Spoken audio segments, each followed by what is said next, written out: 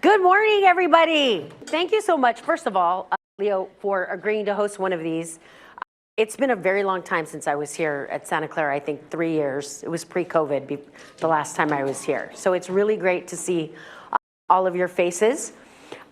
I just wanted to let you know that you are welcome to ask questions as we're going through this. Even though it's a large group, chances are if you have the question, at least one person at every other table is going to have that same question.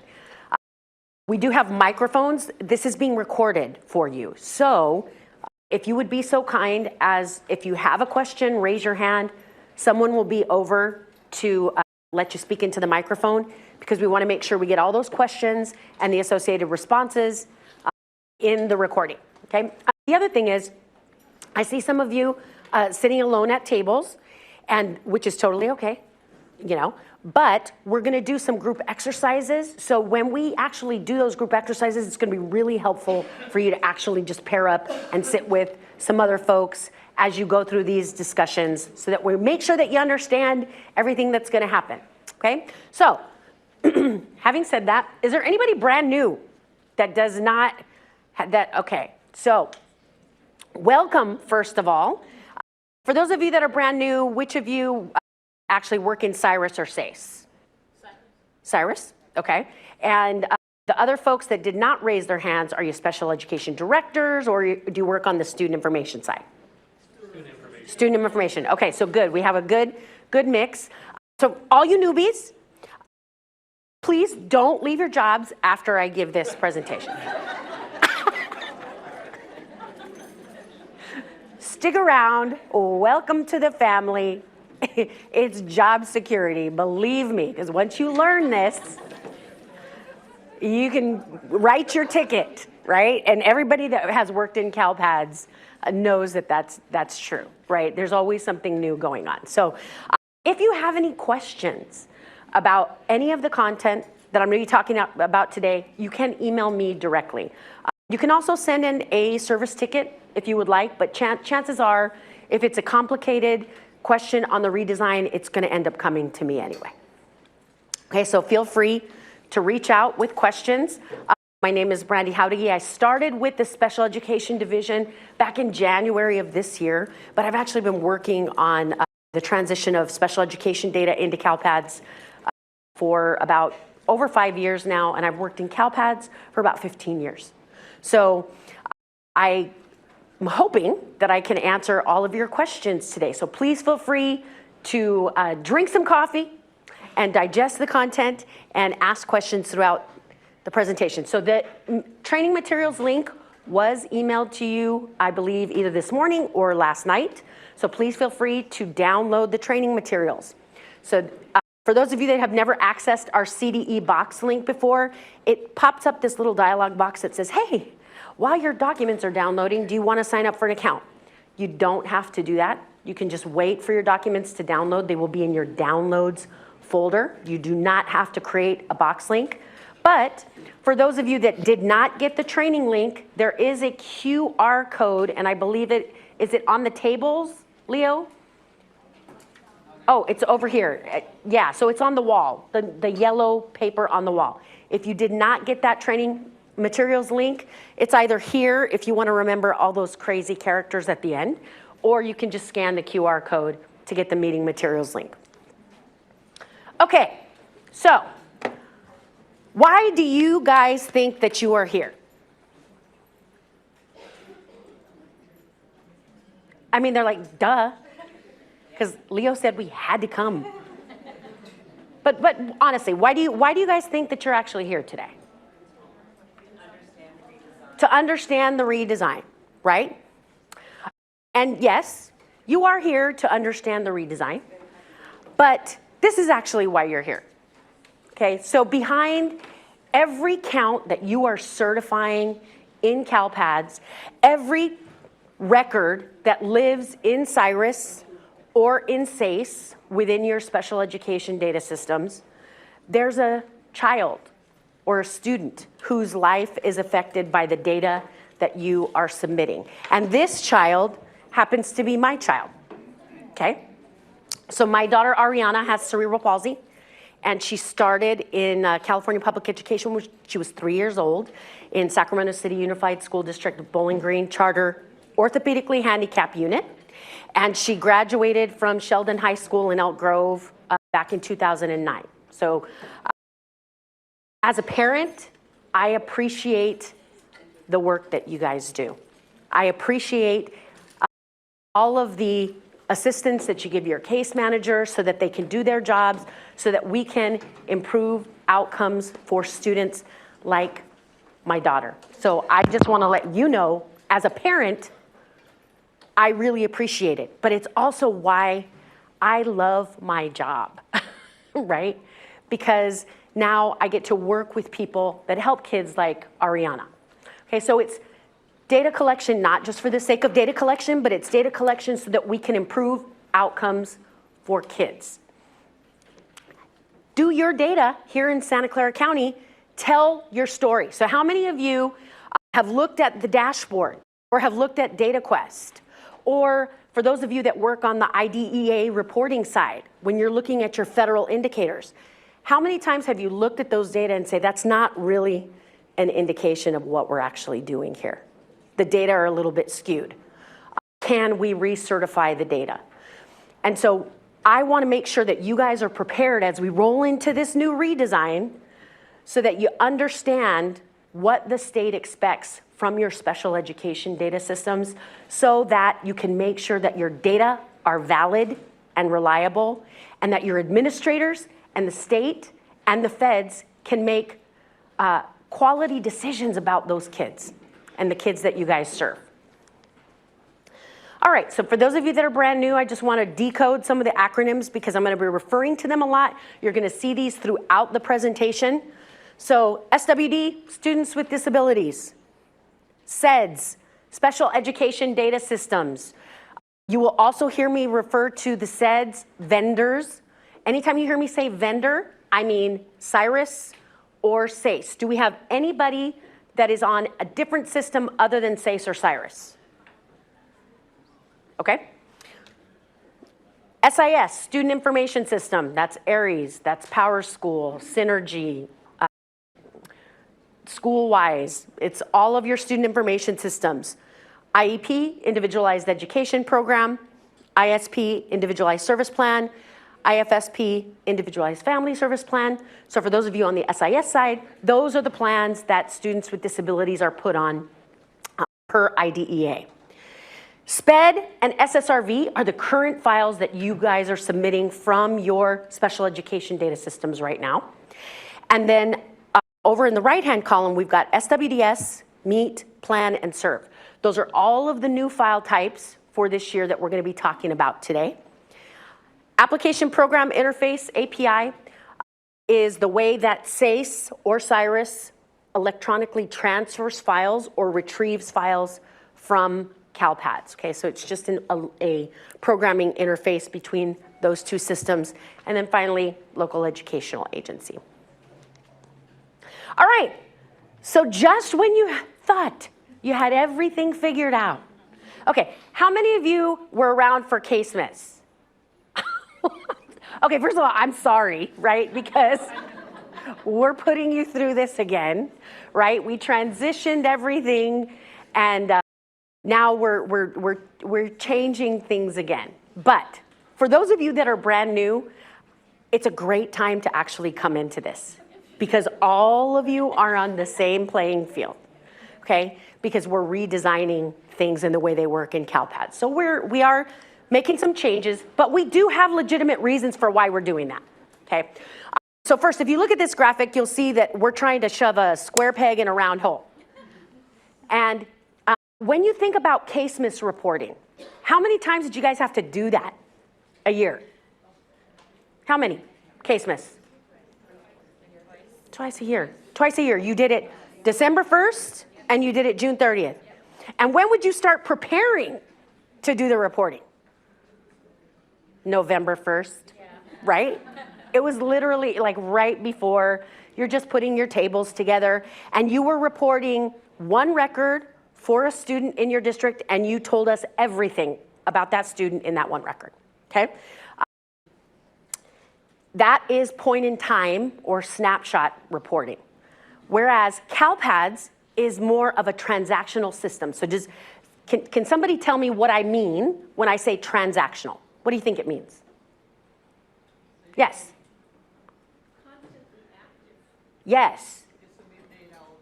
Submitting data all the time for every event that occurs within your IEP systems. So if a student has an initial evaluation, if they're referred and you get parental consent, if they have a triennial or an annual, amendments, all of those are transactions. And every time that one of those events happens, we require a record, or we prefer that records come up to CALPADS. It's a transactional system. And the way we designed the SPED record, which is the current record, the way we designed that does not fit. And the reason is because really we have 3 sets of reporting requirements, 3 different things. Number 1, is a student eligible for special education, and when's their start date and when's their end date? Okay, that's one requirement that we have at the state level. And we use that for IDEA reporting, we use it for the dashboard, we use it for data quest, we use it for people who are requesting the data and asking to do research, if we have MOUs with specific organizations. The second reason is compliance. So are you guys holding your meetings in a timely fashion? So IDEA requires that initials be held within 60 days of parental consent for evaluation, that you hold at least 1 plan review every year, and then that the student is reassessed for eligibility in special education at least once every 3 years, okay? So are you holding timely meetings? And then finally, what are the components of that student's special education plan? So what is their program setting? What's their general education participation percentage? What are their transition indicators populated, et cetera? Okay, so those are plans, but those are 3 distinct things, and we use them all for different purposes. And we've got all of those data currently crammed into 1 file.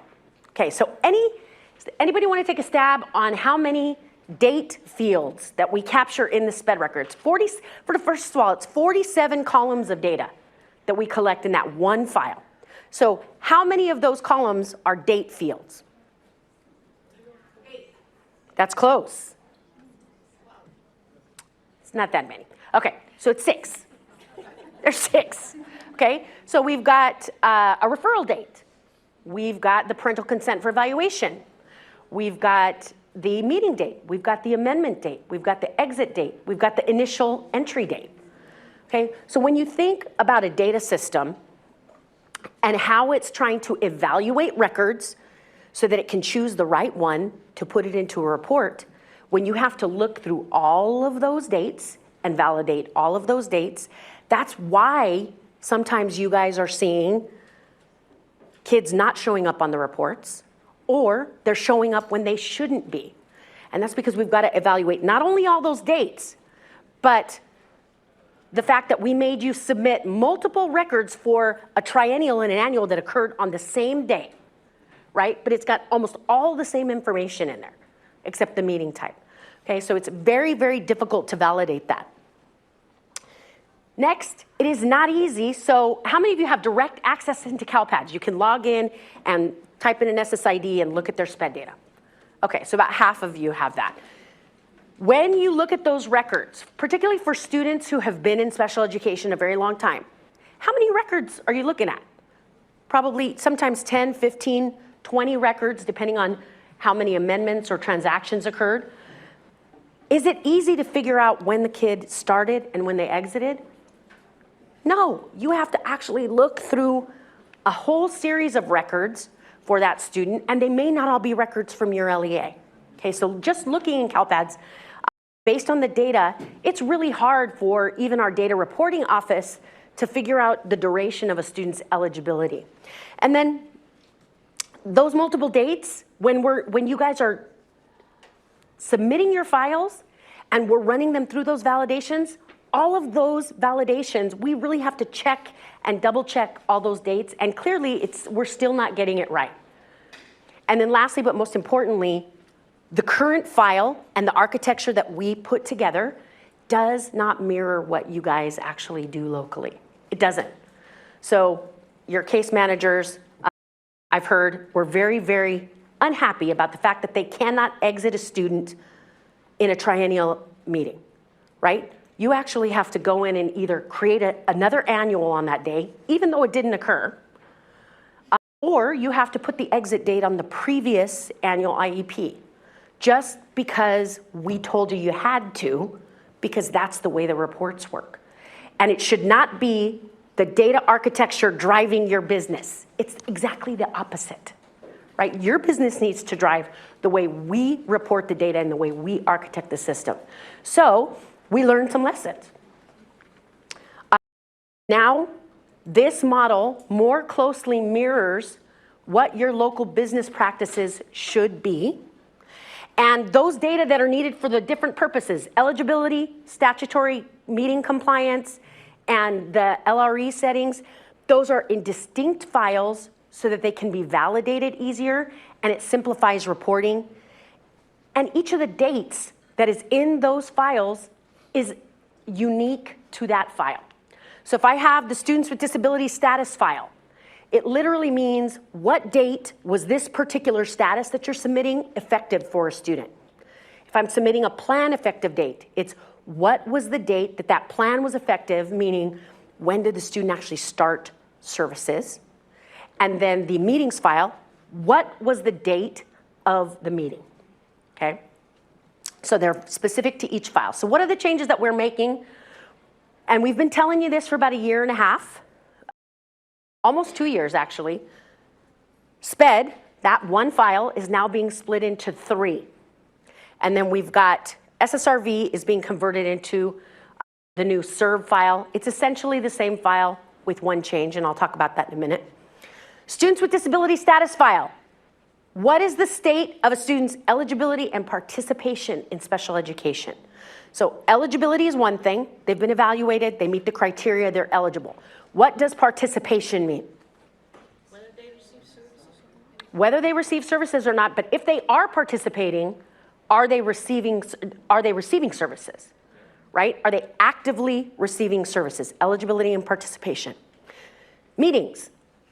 Okay, one of the things that I really want to try and wrap your heads around is that a meeting is separate from the document that is the outcome of that meeting, okay?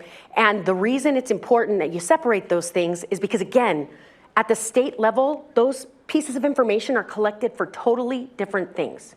They're not related. One is for statutory compliance to make sure you're holding timely meetings, and the other is to gather the plan components and to figure out when services started. So when you're submitting a meeting record and there is a meeting date in that record, it means that that date will reset the statutory clock for your annuals and triennials, okay? So you will not send up any meetings that don't reset that clock.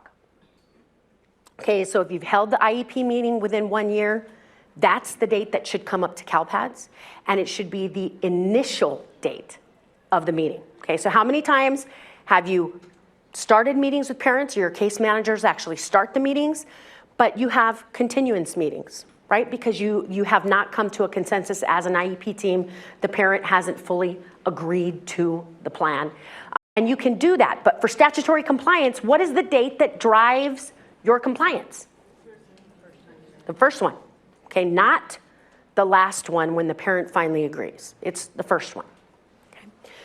Plans and meetings in this new architecture will come up separately. Okay, so a plan is all of the least restrictive environment components, their program setting, their general ed participation, and that can come up independently of the meetings file. So what are some examples when you will have a meeting and the plan may come up separately? The plan does not start at the same time. What are some examples? We just talked about one of them.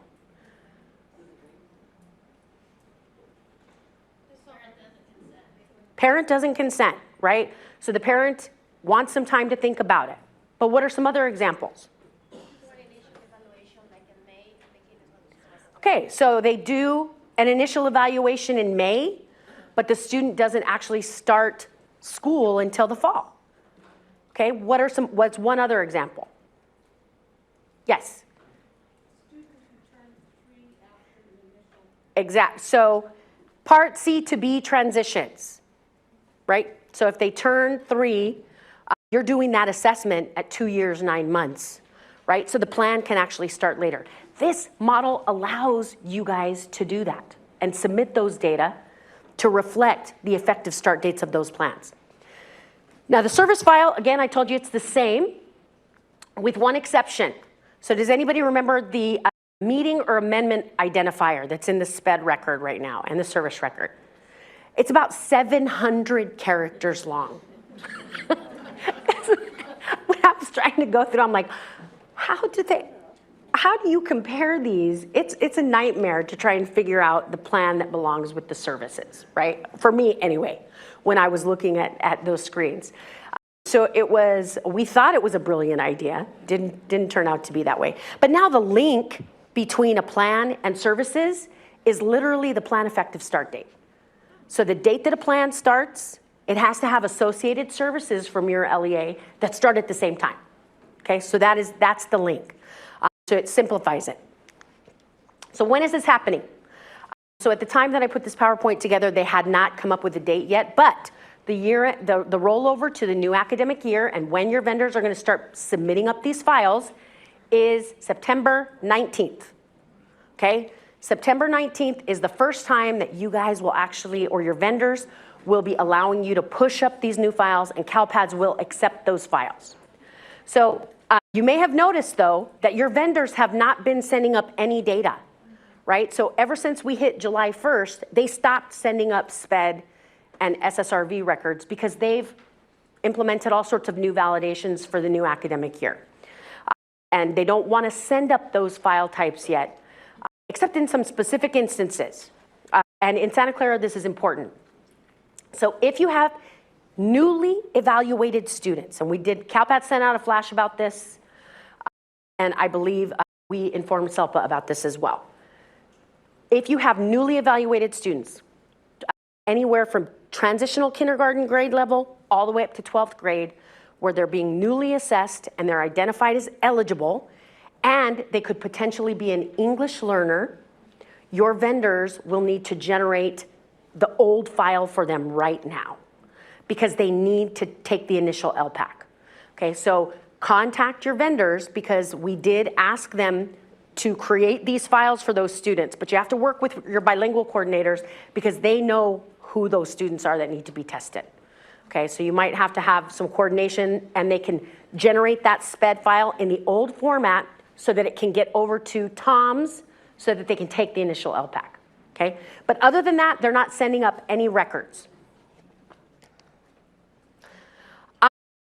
So last year and a half, we've been sending out all sorts of documentation on the new SPED file redesign, and we put it into a nice, big, huge Excel workbook for you. Now the time has come, we're getting ready for implementation, so we had to put everything into the larger set of documentation. Okay, so now if you want to know what columns are in each of these files, what they mean, if we have a drop-down list or code set associated with any of the fields, and what those values mean, you're going to need to go to this documentation. Okay, so it's documentation version 15.0, and we're getting ready to do another iteration probably in the next couple of weeks. But you can find out the definition. So if you see a field in SACE or CYRUS that says student degree of support, and you want to know what the heck that is, you look in the CalPADS file specifications and it gives you a definition. And then it'll say, oh, and there's a code set for this, and the values can be found in our code set document. So you go to the code set document and you look up extensive support needs and mild moderate support needs, and there are specific definitions for those in the new set of documentation. Okay, so for those of you who are women my age, if you were having insomnia, this documentation will do it. I guarantee it, 20 minutes in, you'll be snoozing like a baby. It's everything you never wanted to know about CalPADS. So we've got the valid code combinations, which helps tell you what some of your errors might be. And then the error list details all of the errors in CALPADS. Okay, so there is the bookmark this link because I guarantee at some point you will need it throughout the year. You're going to need to reference these documents. Okay, so the benefits of these changes are, number one, now because we've got all of the status information, whether or not they're eligible and participating in one file, we can clearly see when a student started special education and when they exited. Okay, it's going to be really clear. They're not going to have, 15, 20 records. Plan and services. Now, anytime that you hear me referring to plan, I'm also talking about services. Okay, those two files are always going to come together. Because we have now a plan effective start date, which tells us when services started, we can clearly determine which plan the student was on at any LEA. Okay? The really cool thing about the plan file for students is that they can only be on one plan at any given time, which means we're not going to see duplicate dates in the plan file. So if they transfer to a new LEA, that new plan effective start date would have to align with the enrollment at the new LEA.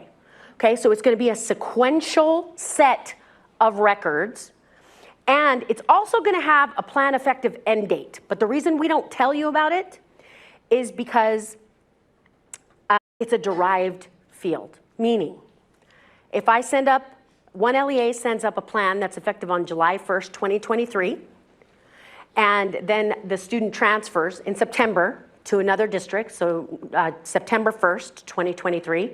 When the subsequent district sends up that September 1st record, it automatically end dates the prior record, okay? So you guys don't have to submit that up. CALPADS will automatically end date it, and we know what period of time that student was on that specific IEP.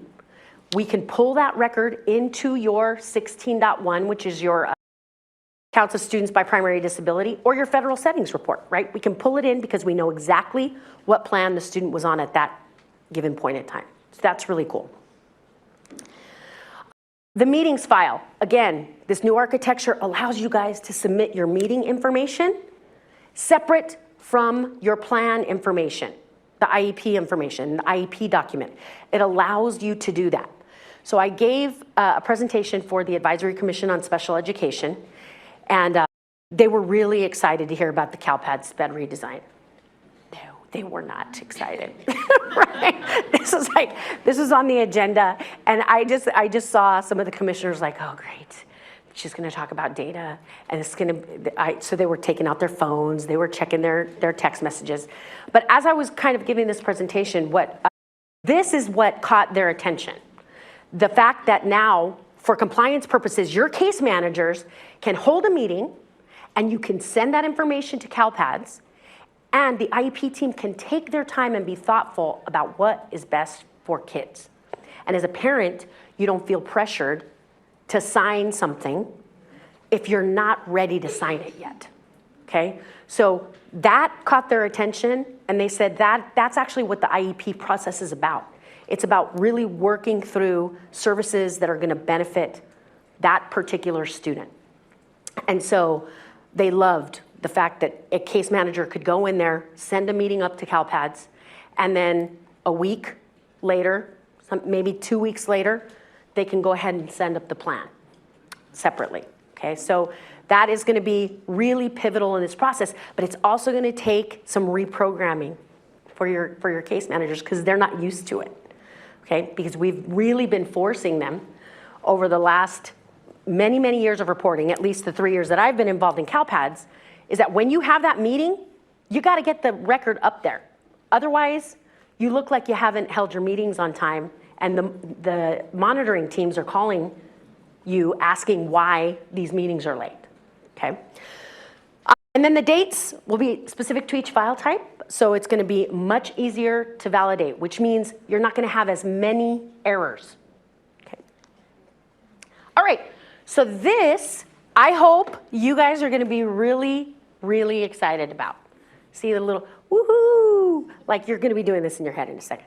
So for those of you that are on the SPED side, you never have been able to actually go into CALPADS, and if you wanted to submit a record to CALPADS because SACE or CIRUS, you put in a ticket and you're trying to get them to fix a record in there and they can't send it up through that electronic transfer or API, they can't do it. And you're in crunch time and you need to get the record in there right before certification so that you can just certify. You haven't been able to do that. All of those that are in the CALPADS SIS side, they have the capability to do this for all of the other file types. They can go into online maintenance and submit up a record.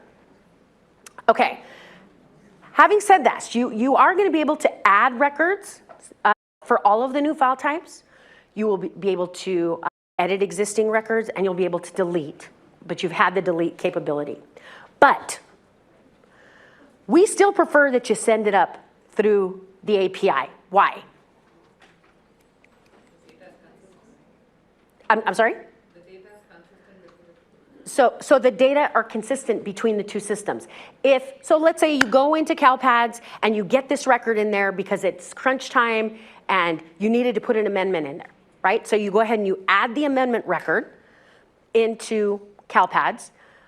If you don't make that same change in SACE or CIRUS, then the next time you try to send data up, it's either going to overwrite what you did or you're going to get errors.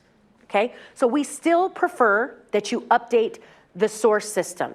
Also, we do have concerns from SELPA that people who are not authorized to submit those records are going to be adding records just to get certified. Okay, so here's what I'm going to say. We have roles for special education staff within CALPADS. Okay, the SPED edit and SSRV edit roles. Those are not going anywhere. But what it means is if you have SPED edit, you're going to be able to edit the SWDS file, the plan file, and the meetings file. SSRV role will give you edit access to the SERV record. But people who don't work in the IEP systems should not have those roles assigned to their accounts. Okay, so I'm talking to the CALPADS administrators. It's really important. This IEP information is it's a legal document. Okay, so you do not want people who are not authorized to do so. And unless the CALPADS administrator also works in SACE and CIRUS and has the business authority to submit those records, they should not have those roles on their account. They should not.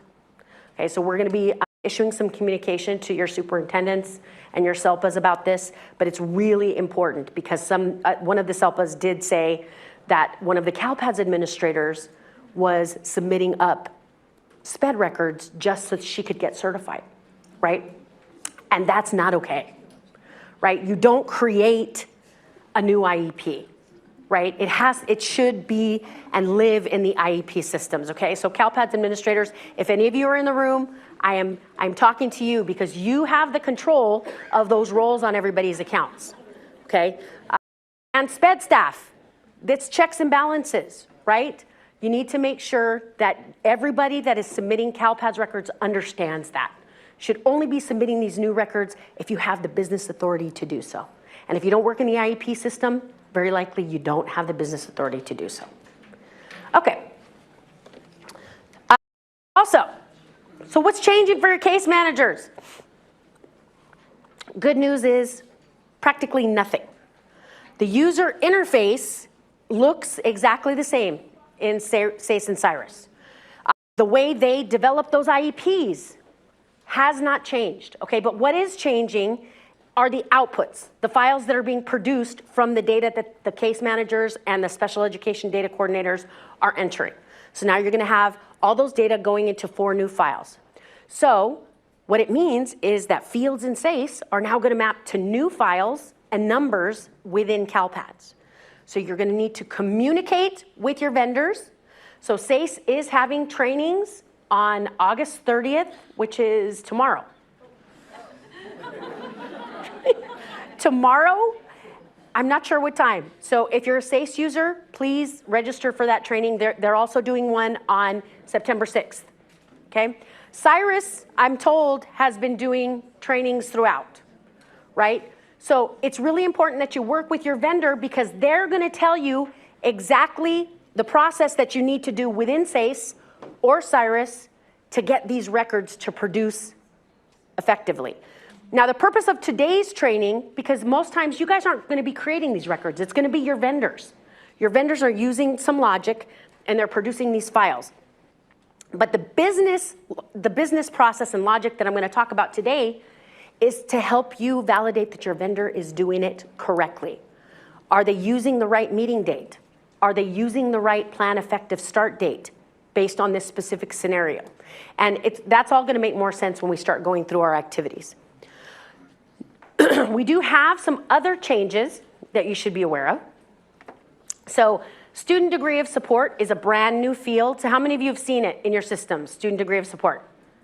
Okay, how many of you have populated it? Okay, that's good, because it's not required this year. Okay, you don't have to put anything into that field this year.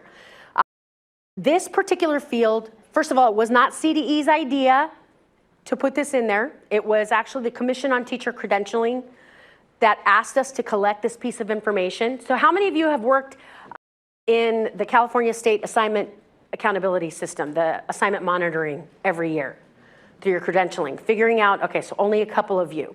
That system is called CALPADS. It works better when I have my hair down, sorry. I can just whip it around. But, so CALPADS, what it does is it takes staff and course information from CALPADS, and for teachers that are teaching in special education settings, which for you guys typically means like a special day class, where all the students are students with disabilities and the curriculum was specifically designed for students with disabilities.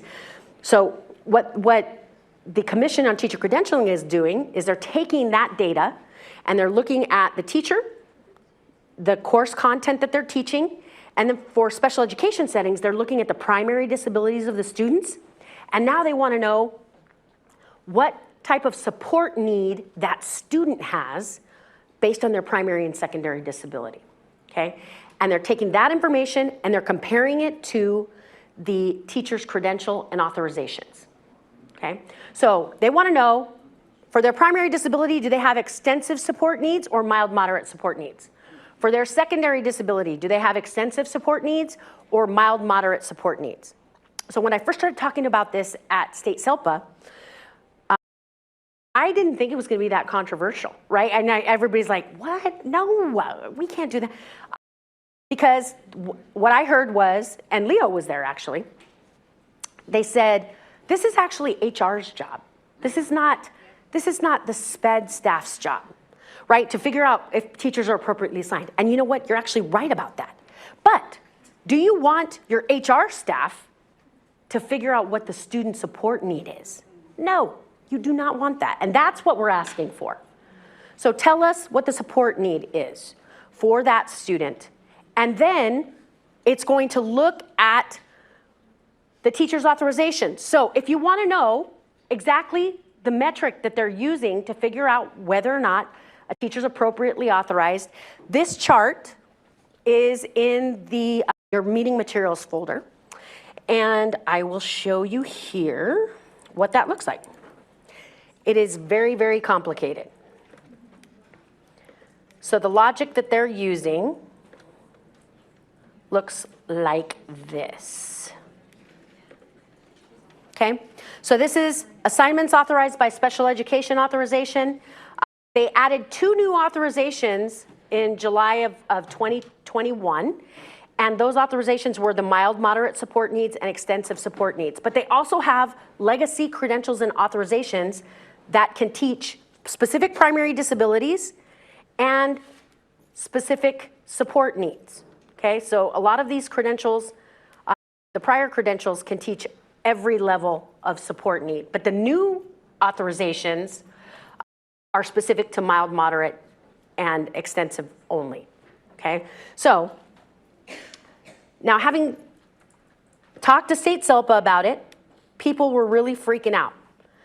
And they're like, this is not something that we currently do.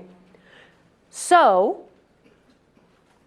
we have convened a group of SELPAs to talk about guidance for you guys to implement to figure this out, okay? Most notably, whose responsibility is it for determining this information? Is it the IEP team? Is it a combination of IEP team and administrators and teachers and HR. Whose responsibility is it? So we're working that out. We're also talking about where it lives. Does it live in the IEP document? And I think everybody said, no, do not put it in the IEP document. But does it live in the special education data system? Because the group that I'm working with actually wants it in the student information system, okay? So if it lives in Aries, SPED coordinators are like, yeah, put it there, right. She's shaking her head. Because why? Whose responsibility is it to keep that information up to date?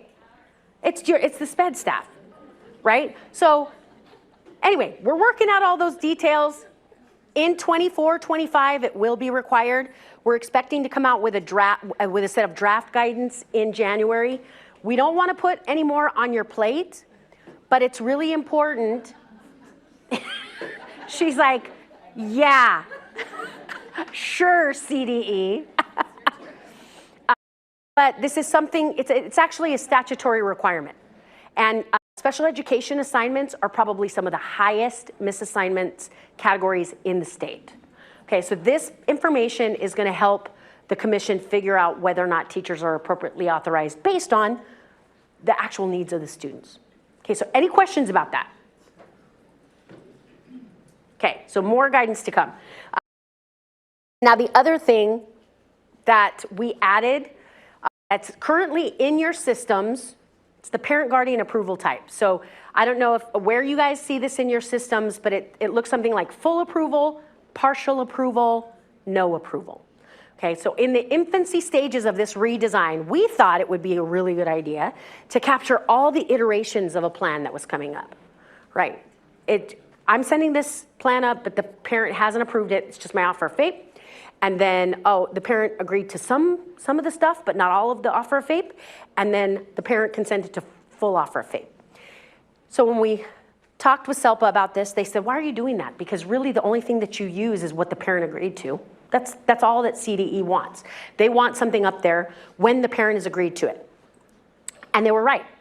So we are removing this from CALPADS data submission. However, in your IEP systems, you're still going to have to capture this in some form, and your vendors are going to have to capture it in some form, because the only time we want a plan record in CALPADS is when the parent has agreed to something. If there is no consensus, the parent does not agree with the offer of FAPE at all, we don't want a plan record until they agree to some version of it. And then if you have to make subsequent amendments, you can do that at a later date. Okay, but that's really the only time we expect to see plan records come up to CALPADS. Okay, so this field in CALPADS is going away, but you're still going to have to capture this in some form in your IEP system. So it's really important that you communicate with your vendors about how they're going to implement this. So there are no other major changes, as I told you, but there are some process changes that are going to have to occur. And I've talked about it a little bit already. I've alluded to it. Your case manager are going to really have to rethink about how they work in the system and how that system will generate meetings, sometimes independent of plans. Okay, so in SACE, they use a term called affirm. Okay, so what do you guys think that means? What do your case managers think it means? It's signed, it's done, right? Does that always happen in a timely manner? No. So, certain percentage of the time, most parents are like, okay, this looks good. Let's go ahead and start services, and they affirm, okay? And that's, you know, within a week, let's just say, or over the weekend. But there are a percentage of, how many of you have dealt with IEP teams and parents who want 3, 4, 5 meetings where they're not finished? Yes, it happens everywhere, okay? And again, we really need to change the mindset of the case managers, because now your systems should be able to allow you to send up a meeting independently of the plan that's developed out of that meeting. So in the first iterations of this training, what I kept saying to people, and apparently it really confused, yes, oh, she doesn't have a question, she's just flagging somebody down. It's okay. In the first versions of these meetings that I gave, I've given about 7. This is the 8th one that I've done. And I kept saying, well, in SACE, you're gonna have to affirm the meeting, and then once the parent signs, you go back and you reaffirm the transaction. And everybody was like, wait, we have to reaffirm, we have to go back in and reaffirm that transaction? So those of you that work in SACE are probably going, yeah, that doesn't make any sense, Brandon. And so we had a conversation with SACE yesterday, and they, you will not have to reaffirm. So I would strongly urge you, if you can, you need to log on to the SACE training Zoom, because they will tell you exactly how this process is gonna work, okay? They initially were gonna be sending up meetings and plans even if the parent hadn't signed. So their case managers are typically used to affirming right after the meeting is held, whether or not there's an agreement, okay? And so we confirmed with them that we don't want that to happen, right? We only want that to happen if the parent has actually agreed to something. So they're having to kind of rethink that. They're coming up with a strategy for it. So they will tell you how that's gonna be done tomorrow in the training. Yes? Maybe it's too much detail, but have a confusion with this affirming. So actually, let's wait for the microphone, just because I wanna make sure that everybody hears your question. There you go. When you refer to affirm, that normally is for SACE and SARS, that has nothing to do with that, that's the same thing as finalizing the meeting? Yes. Okay. Yes. So in Cyrus, you guys call it finalizing. Okay. In SACE, they call it affirming. But literally, you guys, what that means, finalization or even archiving in Cyrus, it means saving the record. That is all it means. It's a data system terminology. It's nothing CDE told them to use. So when, let's say, they have the meeting, at the end of the meeting, they realize the parent's not going to consent yet, they have to finalize it.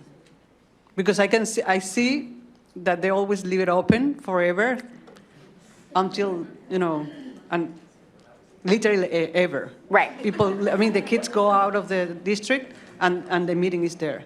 So they should, that day, like with this option, should finalize it, even.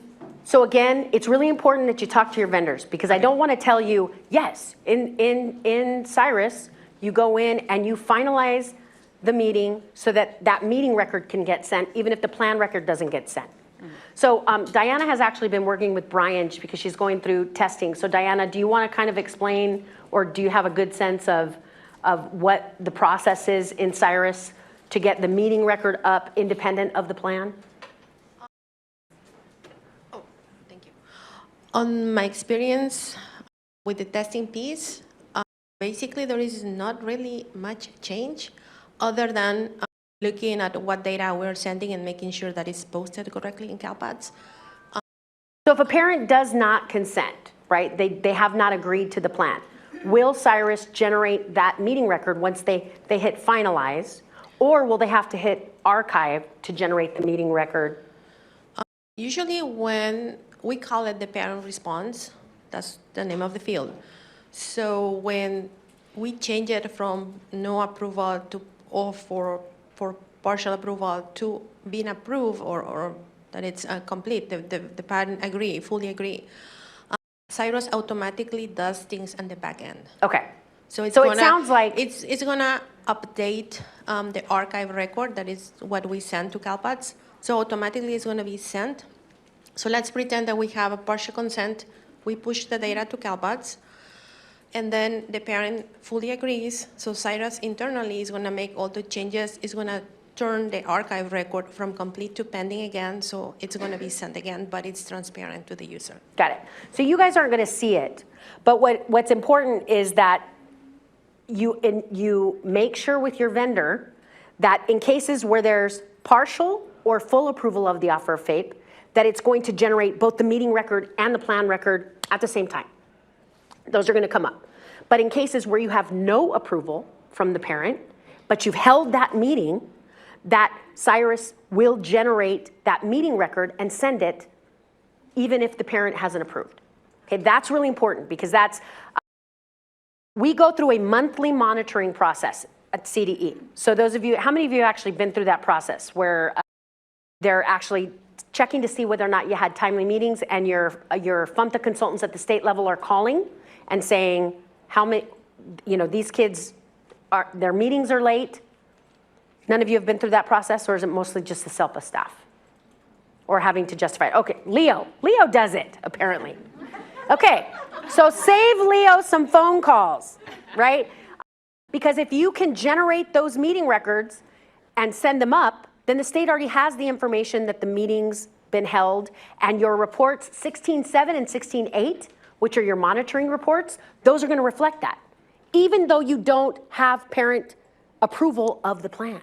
Okay, so that's a really important component of this. Now, having said that, we're not going to actually require that you do that, right? We're not going to require that you send that meeting record up.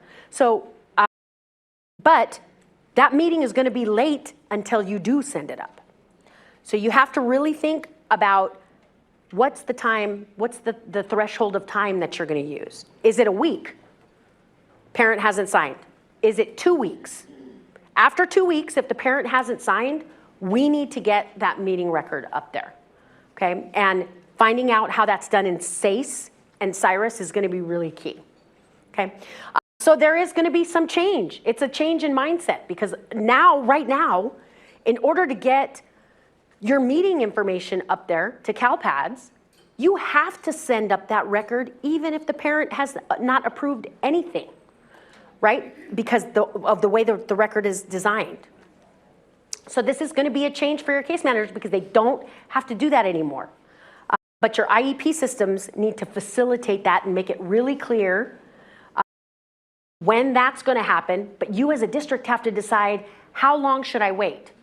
If the parent, is it a week? Is it 2 weeks? If the parent approves, we have the meeting on Friday, parent approves on Monday, do I really have to send up a meeting independent? And the answer is probably no, right? It can be done all at the same time. But in cases where it's going to be prolonged, you want to get the meeting information up there. The other thing that you're going to need to talk about is when meetings are delayed. Okay, so you can actually use that same file now to tell us that a meeting is pending. Okay, and not only initials, we're talking about annuals and triennials too.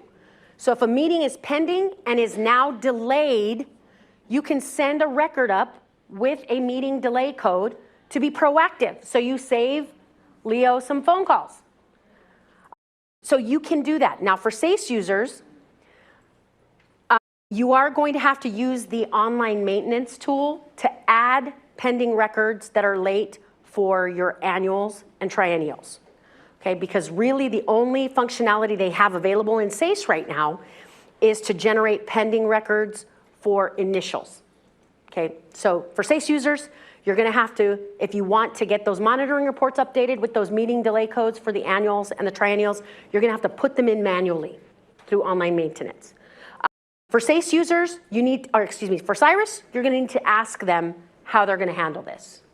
Okay, if in fact you're going to have to do online maintenance and that data entry, or if Cyrus is going to automatically generate pending meetings. Now, when you log into your IEP systems, on that dashboard, on that homepage, it usually tells you all of your meetings that are, number one, not finalized or not affirmed, but it also tells you all of your meetings that are late. You as a district have to come up with a process so that your case managers know that if it's late, you need to go populate a delay code, okay? Because that is going to be necessary when you're sending those records up to CALPADS. Okay, so you're going to have to train folks on that as well. And then finally, once we get guidance out to you, you're going to have to figure out whose responsibility it is to identify that student degree of support for each student with disabilities. Yes, Diana. Can we get a microphone over here? Thank you. Thank you. So this question is in regards of the delay reason. Are you guys still going to follow the same delay reasons that they are valid for each plant, for each meeting type? So what she's talking about is, I referenced the valid code combos document, okay? And so there are specific delay reasons that will relate to specific meeting types. So for an initial, you can only use specific delay reasons, and then for annuals and triennials, it's the same thing. The only exception that we're gonna have is when you have an annual and a triennial on the same day, okay? Because some of the reasons are different. We've talked to our monitoring teams, and they're gonna accept either the delay code that's associated with the annual or triennial. It's fine, okay? So we will allow that. So you don't need to worry about that, because sometimes it is gonna be different. And I'll talk about why that's important in just a little bit. All right, data creation. And I know we're almost at a break, because I'm seeing people's eyes gloss over, like, when is she gonna stop talking? It's coming, I promise. So September 18th is the day before we move over to the new academic year, and we're gonna start accepting these new files.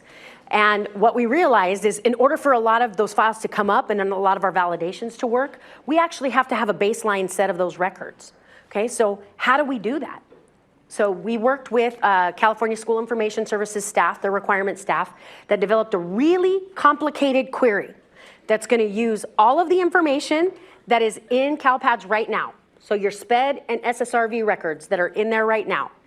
It's looking and evaluating all those records, not just the ones at your district, it's all of the records. And taking the most recent information for those students who are expected to be continuing, or who recently exited, or who were pending initial evaluation. And it's creating a baseline of the SWDS, MEET, PLAN, and SERV records, okay? Not all kids are gonna have PLAN and SERV records. So which kids would not have plans and services? Say that again? Pending initial evaluations where they're not eligible, right? Or who else may not have plans? Exited, like if they recently exited, they're not gonna have a plan. Okay, so not everybody will have plan and services, but almost everybody will have meetings and statuses, okay? So we are doing this data creation, but what's really important is that once we create these data and you start sending up these files, you have to verify that it's accurate, okay? And the way that you're gonna do that is through data reconciliation. So me and my team are gonna work on some strategies for you to use the ODS extracts, which I'll talk about in a little bit, for these new file types, so that you can compare it with what's in CIRUS to make sure that we've got the right status in there for the student, the right plan, right? They picked the most recent plan and the associated services and their meetings, their most recent meetings. Okay, so it's gonna be really important that you make sure that it's accurate. But if it's not, do you have to go back and change historical transactions in your IEP systems and send them up? No, you don't have to, because guess what? If you need to add a record, you can go in and do it. Okay, so you can do it through online maintenance, provided that you have the authority to do so, okay? All right, so this is very dull part of the presentation because all of it was very exciting. I know, the rest of it was super exciting. But what's really important is that you understand the relationships between these files, because if you have one in there and not the other, what is typically gonna happen for you guys? You'll get an error? Yeah, you will get CALPADS errors if one file is in there and the other one isn't in there, okay? Now, we moved from 2 files, right? That the relationship between those 2 files, they were linked by SSID, reporting LEA, and CELPA, and sometimes the meeting or amendment identifier. That was the link between those files. Now we have 4. Okay, and they're all related in sort of different ways. So I want to explain to you when these things are necessary. So let's talk about enrollments and a student's status, right? Their state of eligibility and participation in special education. Now, the very first time that I am submitting a status of eligible and participating in CALPADS, that's usually the result of an initial evaluation. Okay, so if my district for the very first time is submitting a status of eligible and participating, you're telling me that that kid is eligible and they're receiving services. Therefore, they have to have an enrollment, okay?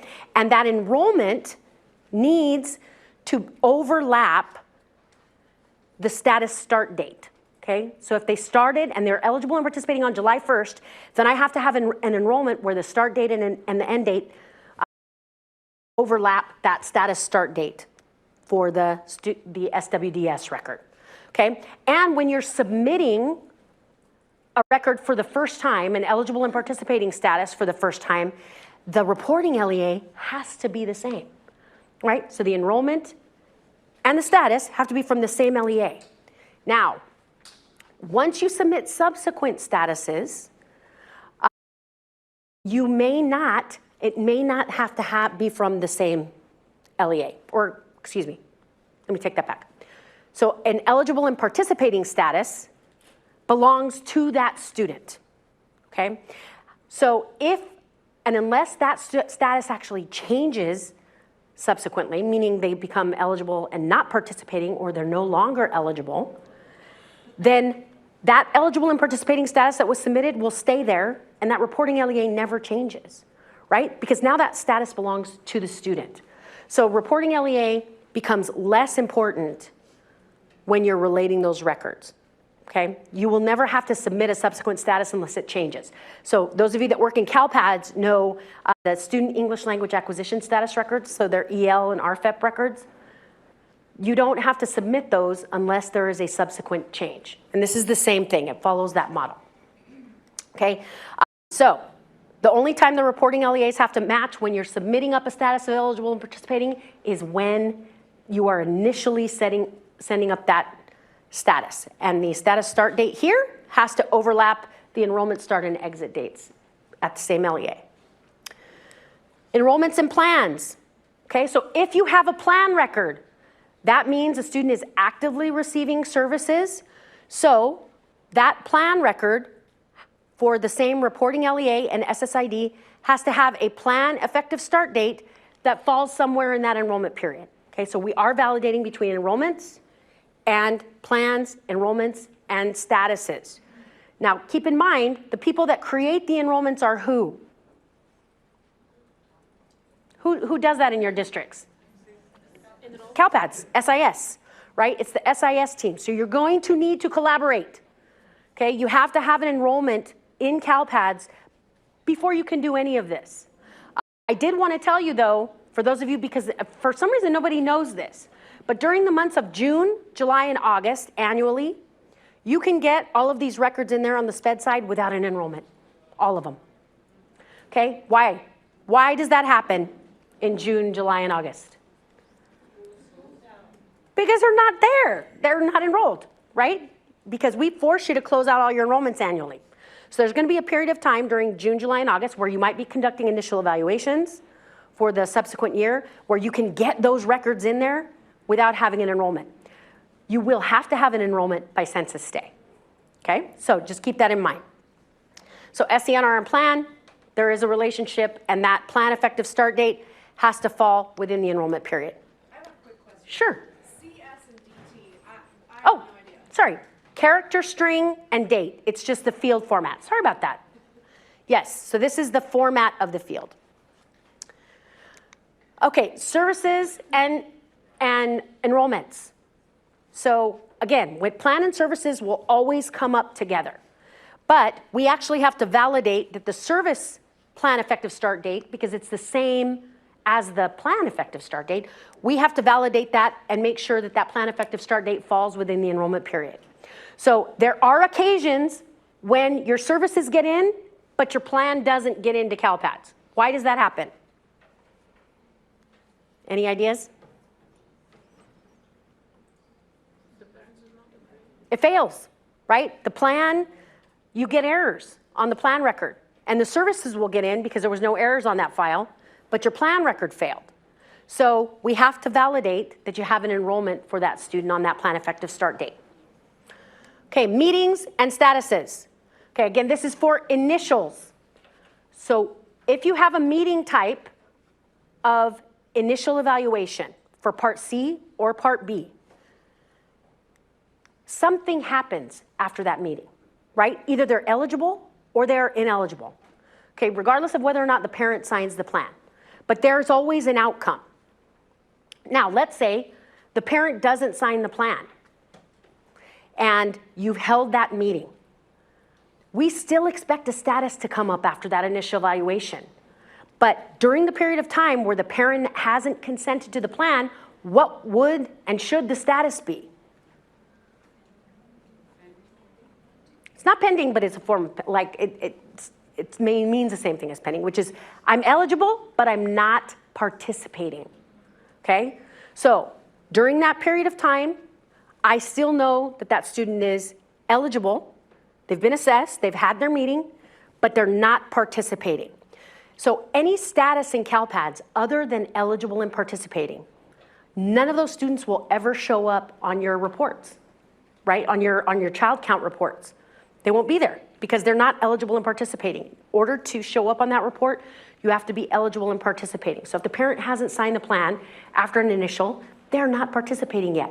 But once the parent signs the plan, then you would need to submit up a subsequent status telling us that now that student is eligible and participating, right? Because the parent has signed the plan. Okay, so here, once that initial meeting is held, we're going to run a validation that looks for a status for that student. Are they eligible and participating if you've had an initial? Because something has to come up. And it could be eligible and participating, or it could be eligible and not participating. It might even be ineligible, right? Because that's an outcome of that meeting as well. So there is a relationship, and we are going to require a status after an initial meeting. Okay, status and plan. So for the same SSID, on census day, if they are eligible and participating, they have to have a plan at your LEA. They have to, okay? So you may not be eligible and participating, or excuse me, you may not have submitted the eligible and participating record. It may have been at a different LEA. But once you have that student enrolled, you have to have an active plan at your LEA. Okay, you guys know that as the adoption process, okay? So once you're adopting plans, you have to have a plan that overlaps. And they're looking for plans that are effective on census day if you have an enrollment for that student on census day. And then finally, the link between the plan and services records is really reporting LEA, SELPA, SSID, and then the plan effective start date. Okay, that is the link between these two things, but it has to be the same SSID, reporting LEA, and SELPA. The Students with Disabilities status file. Okay, so the status file, I told you, is the state of a student's eligibility and participation in special education. So some of these statuses are pretty cut and dry. These are the statuses we're collecting. So eligible and participating means they're eligible and they're receiving services. They're actively receiving services. Number two, eligible and not participating.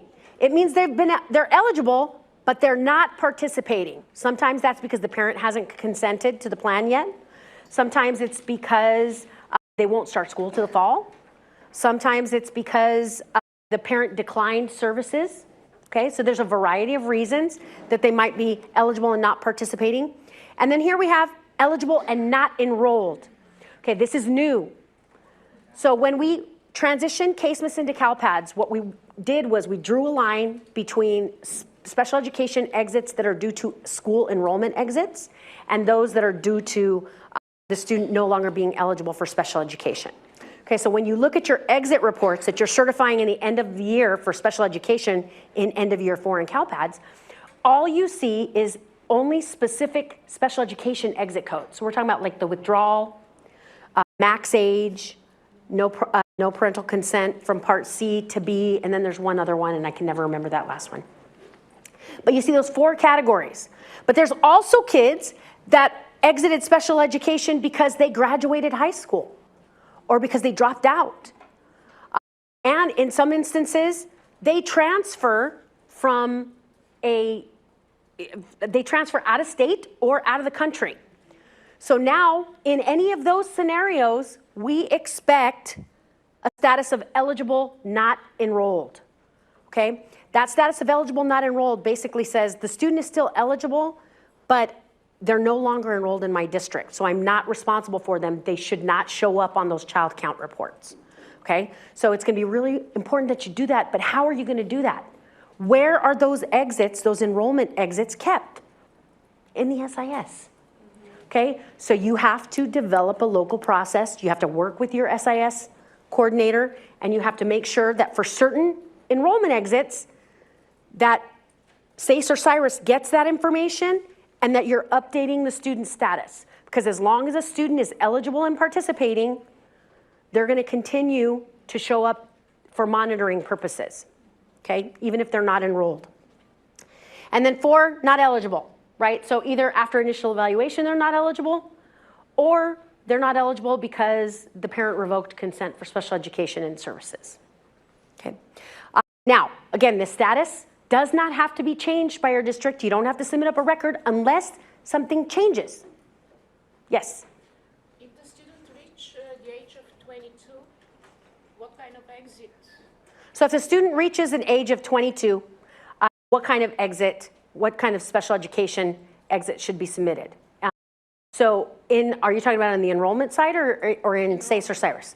So if it's on the enrollment side, then generally if they've received a certificate of completion, like in their 12th grade year, could either be a certificate of completion or there's an exit code called prior special ed completer. It's E125 in CALPADS, okay?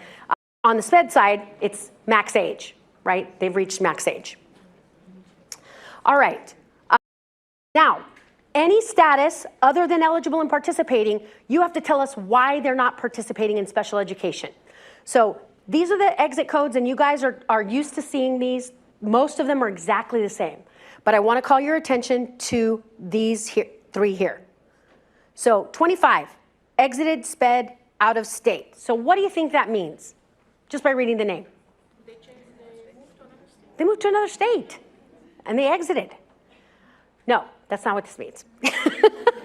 So we're changing the name, by the way, because it's caused so much confusion, and we realize that in these sessions. But this happens when a student is eligible in California, they're participating in special education, they move out of state, right? They move out of state, and then let's say they move to Nevada. And then Nevada does an evaluation, and they are no longer eligible for special education based on what's done in Nevada. But they decide to come back to California a year later. Okay, when they come back, they may look like they're still eligible for special education. So, but if I tried to submit up a status of not eligible in CALPADS with the exit date where they exited in Nevada, I'm going to get an error. This particular exit code allows you to tell CALPADS, this is the status start date of not eligible, and the student was exited SPED out of state, which means that that is not the actual exit date, it's just the date they re-enrolled in California. Okay, so that status start date is really going to reflect that the date that they came back. Okay, so that's when you would use this code. 26, IFSP team determined that no Part B evaluation was necessary. So if, as a kid on Part C, in the Part C program, your infants, if the IFSP team says, you know, they don't need a Part B initial evaluation, the parent agrees to that, they're functioning and they're meeting age-appropriate goals, we don't need to assess them with Part B.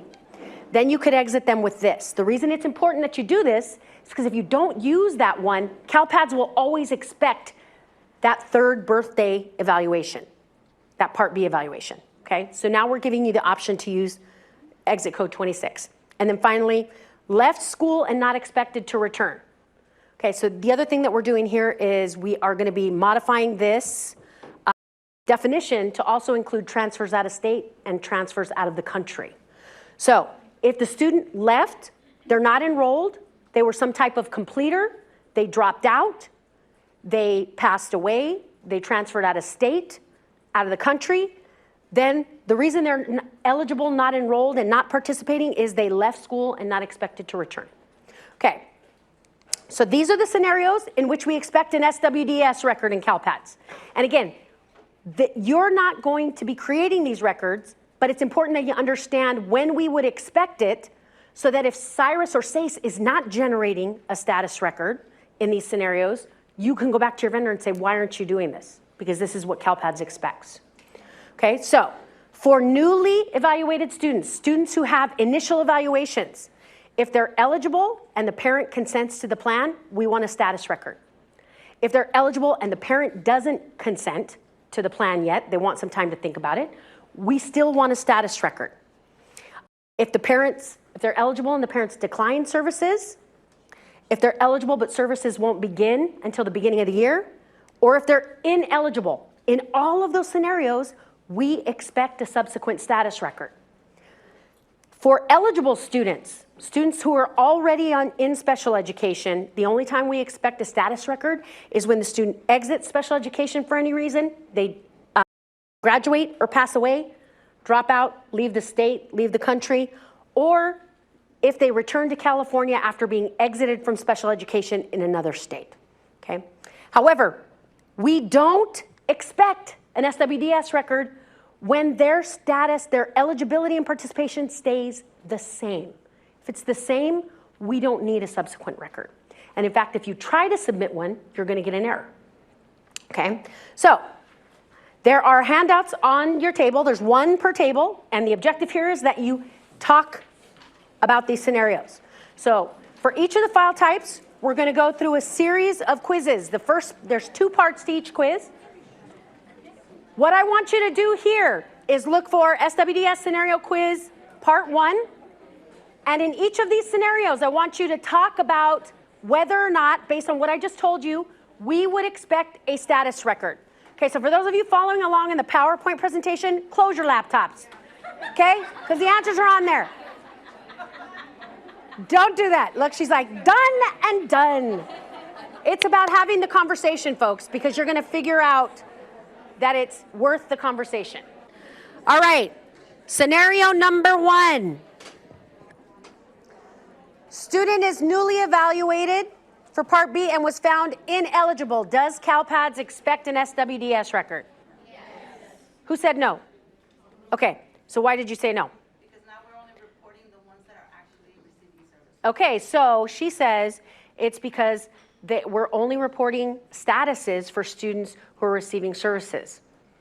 But we do want a status record. You're only reporting plans for students who receive services, okay? So again, you gotta, see, this is good. It's worth the discussion. So that's why if you have a dissenting opinion, it's important to talk about why so that we can explain the reasoning behind it, okay? So we'll talk about well, let's see, what would the student status be? What would the status record be? So did not qualify, right? But in the new model, that's going to look like not eligible, right? Okay. So the answer is yes. We expect a status record. Number 2, student was on Part C, was evaluated for Part B and determined to be eligible. Do we need a status record in CALPADS? No. Okay, so some folks said yes. Why'd you say yes? And it's okay.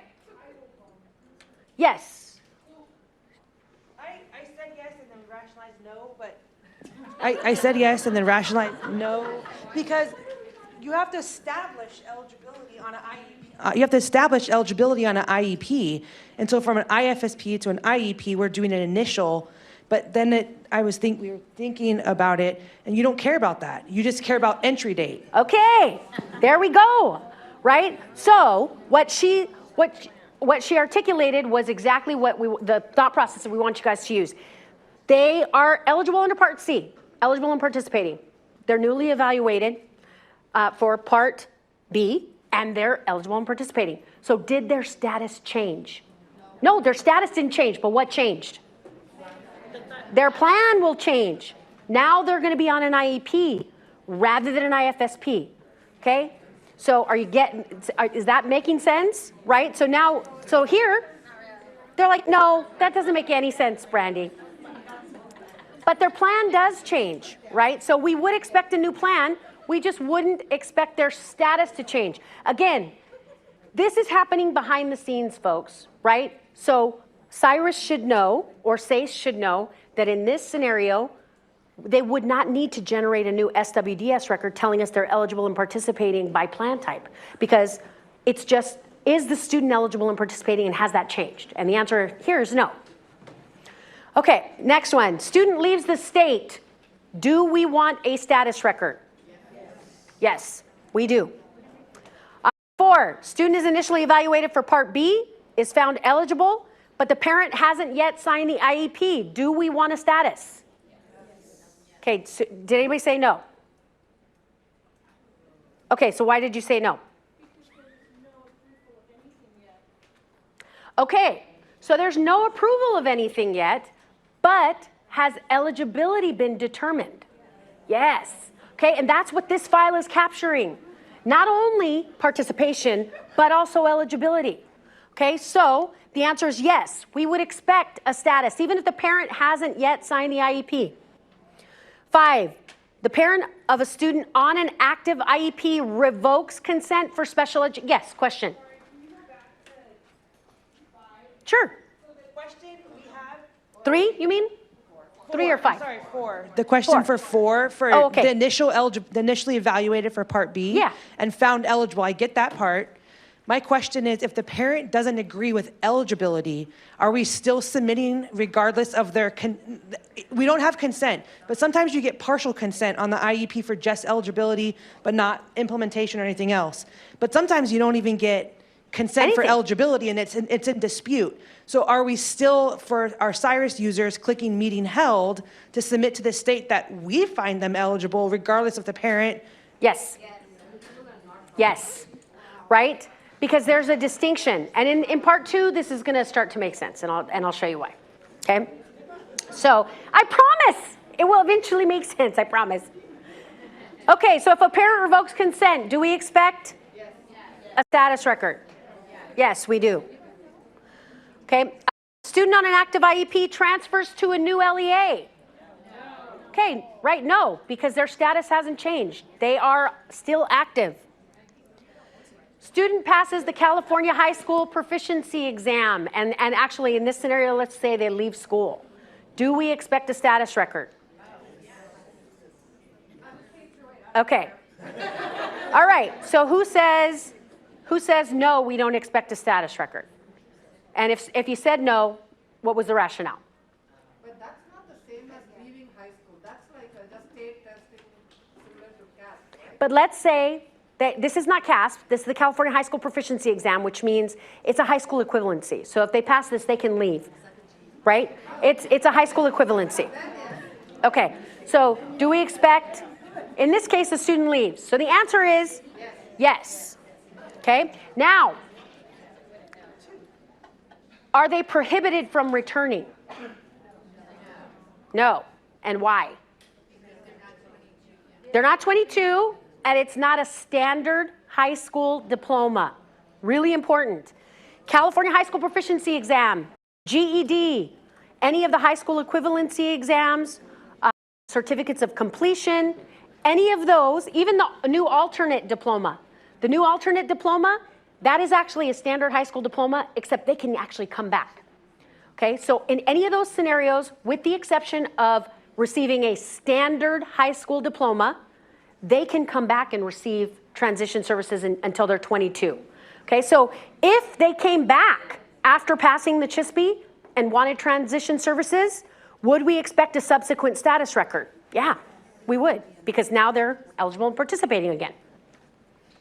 All right, a student on an IEP is parentally placed in private school, and the parent elects to have the student served on an ISP. Do we need a status? Did anybody say yes? We had all 3 answers here. Yes, no, and a maybe. Okay. All right, so if you said yes, what's the reason you said yes?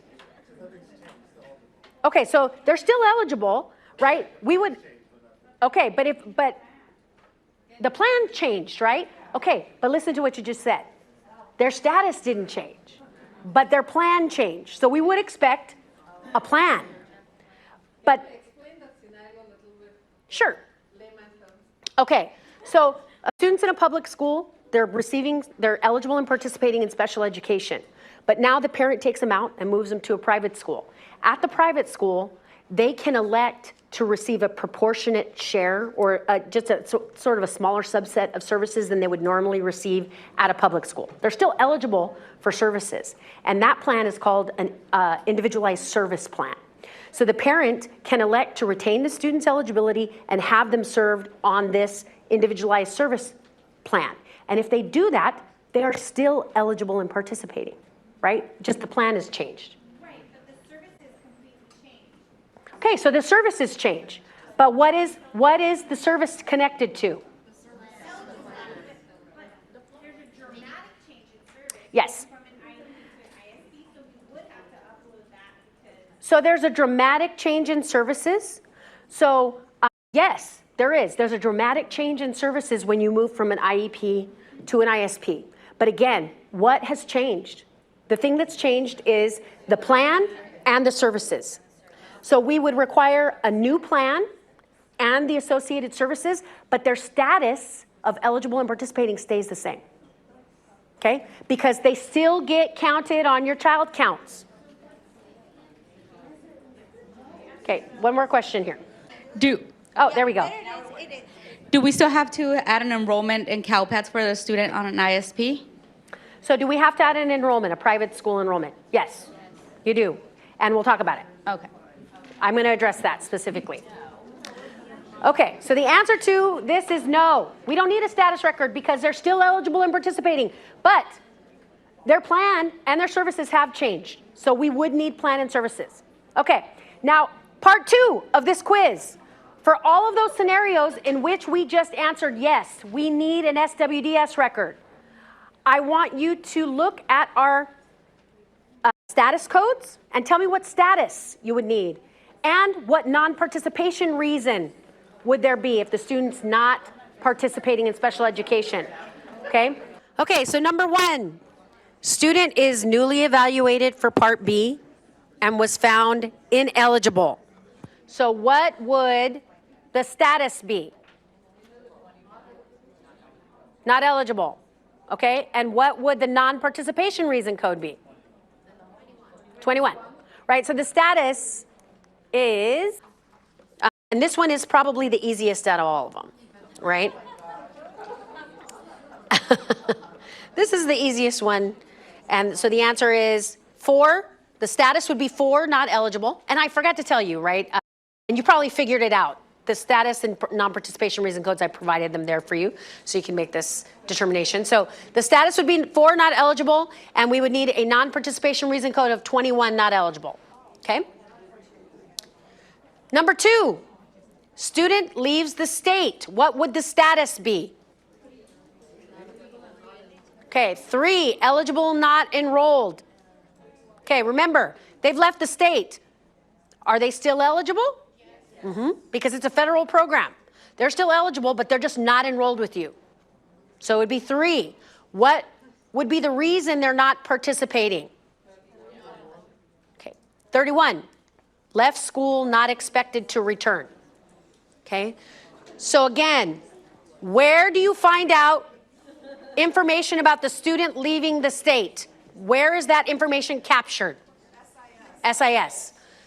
SIS, CALPADS coordinators, you need to provide information to your SPED coordinators when that happens, when those type of exits happen. They leave the country, they leave the state, they drop out because you can't find them, they're truant.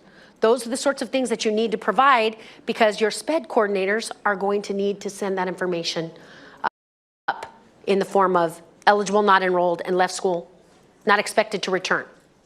Okay. Next, student is initially evaluated for Part B, is found eligible, but the parent hasn't yet signed the plan. So what is the status that comes out? What number? 2, right? They're eligible, but they're not yet participating. Okay, so for the duration of the time that the parent has not consented to anything, They're eligible, they're just not participating, which means they're not going to show up on your child counts until they are eligible and participating. Okay, and the reason would be 12. Okay, so why not 20? Okay, so is that no consent from C to B? Okay, the reason is because this student wasn't on Part C, right? And if you didn't have consent from C to B, they would never have been evaluated for Part B, right? So 22 is only used when a parent says they're participating in the Part C program, which is for infants, and they say, I don't want my kid evaluated for special education in Part B. Okay, so we would never see that. In this case, they were evaluated because the parent consented to that. So the reason, it's just right now, the parent hasn't agreed to the plan, the Part B plan. They will eventually probably agree, but they don't right now. So for that period of time, the reason is other reasons, okay? Now, let's talk about number 4. Number 4, it's gonna get a little complicated, okay? So, the parent of a student on an active IEP revokes consent for special education instruction and services. What would you expect the status to be? Okay, so I heard 2, which is eligible, not participating, and you say not eligible. Okay, so tell me why you say not eligible. Because if parents revoke consent, then it's not eligible anymore. Right, okay. So here is where we come to a little bit of a quandary. So when we were initially developing this model, we actually agreed with the majority of you, which was the fact that the status would be eligible, not participating, right? Because, I mean, we determined they were eligible, but parents revoking consent, right? So they're eligible, not participating. What do you think the non-participation reason code in that instance would be? 24, withdrawal, right? So this is currently what the system expects in this scenario, and here's why. So the withdrawal code in SACE and CYRUS right now, when you guys use that, you're using it for 2 different scenarios, okay? You're using it for when parents specifically revoke consent for special education and services. And when a parent revokes consent for special education and services, there is a very specific process that has to happen. They have to do it in writing, and then before the district ceases services, you have to provide prior written notice that you are not going to provide services anymore. That is a legal requirement, okay? So when a parent revokes consent, what has to happen if the parent now wants the student back in special education? A new initial. They have to do a new initial evaluation. Now, let's talk about, someone came up to, you came up to me and talked about private school kids, okay? So what about parents whose kids are on an IEP, or maybe they're being initially evaluated at a private school, but they parentally place their kids in private school and they want them assessed for special education, but they don't accept the ISP, they decline the services. Okay, do any of you have experienced where a parent declines services, but they don't revoke consent? Okay, so in those cases, guess what? They're eligible, they're just not participating. And they don't need an initial assessment to start services again. Okay, so just declining services through an ISP is not a revocation of consent. They have to put it in writing. And the reason I know this is because we just talked to our attorneys last week about it. Yes? Maybe I'm the only one confused. Okay. Sorry. Maybe I'm the only one confused, but I think someone else. Probably not. Before this redesign, when a parent used to revoke, we were telling CALPADS is not eligible, no? It's now a new thing that even if the parent doesn't agree, we are saying eligible in California or in the state. So what I am saying is that there's a deficiency in our system right now. We don't make a distinction between those 2 scenarios. You guys are using the withdrawal code for both of those things. Mm-hmm. And we can't tell the difference between someone who's specifically revoked consent and someone who's declined services but is not receiving services. This new model is going to allow for it, but what it means is based on our conversations with our attorney last week. This is happening. The withdrawal code 24, we're retiring. Withdrawal is going away. And this is not for this year. Okay, let me just say that.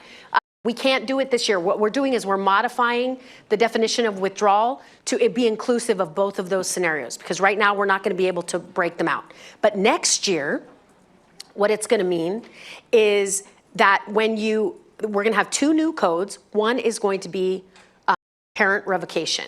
Okay, so revocation is going to mean I revoke consent and I've done all of those procedural safeguards, right? The other is there is a cessation of service, a voluntary cessation of service without revocation, which means the student is still eligible and will remain eligible, and you do not have to conduct an initial assessment for re-entry into special education.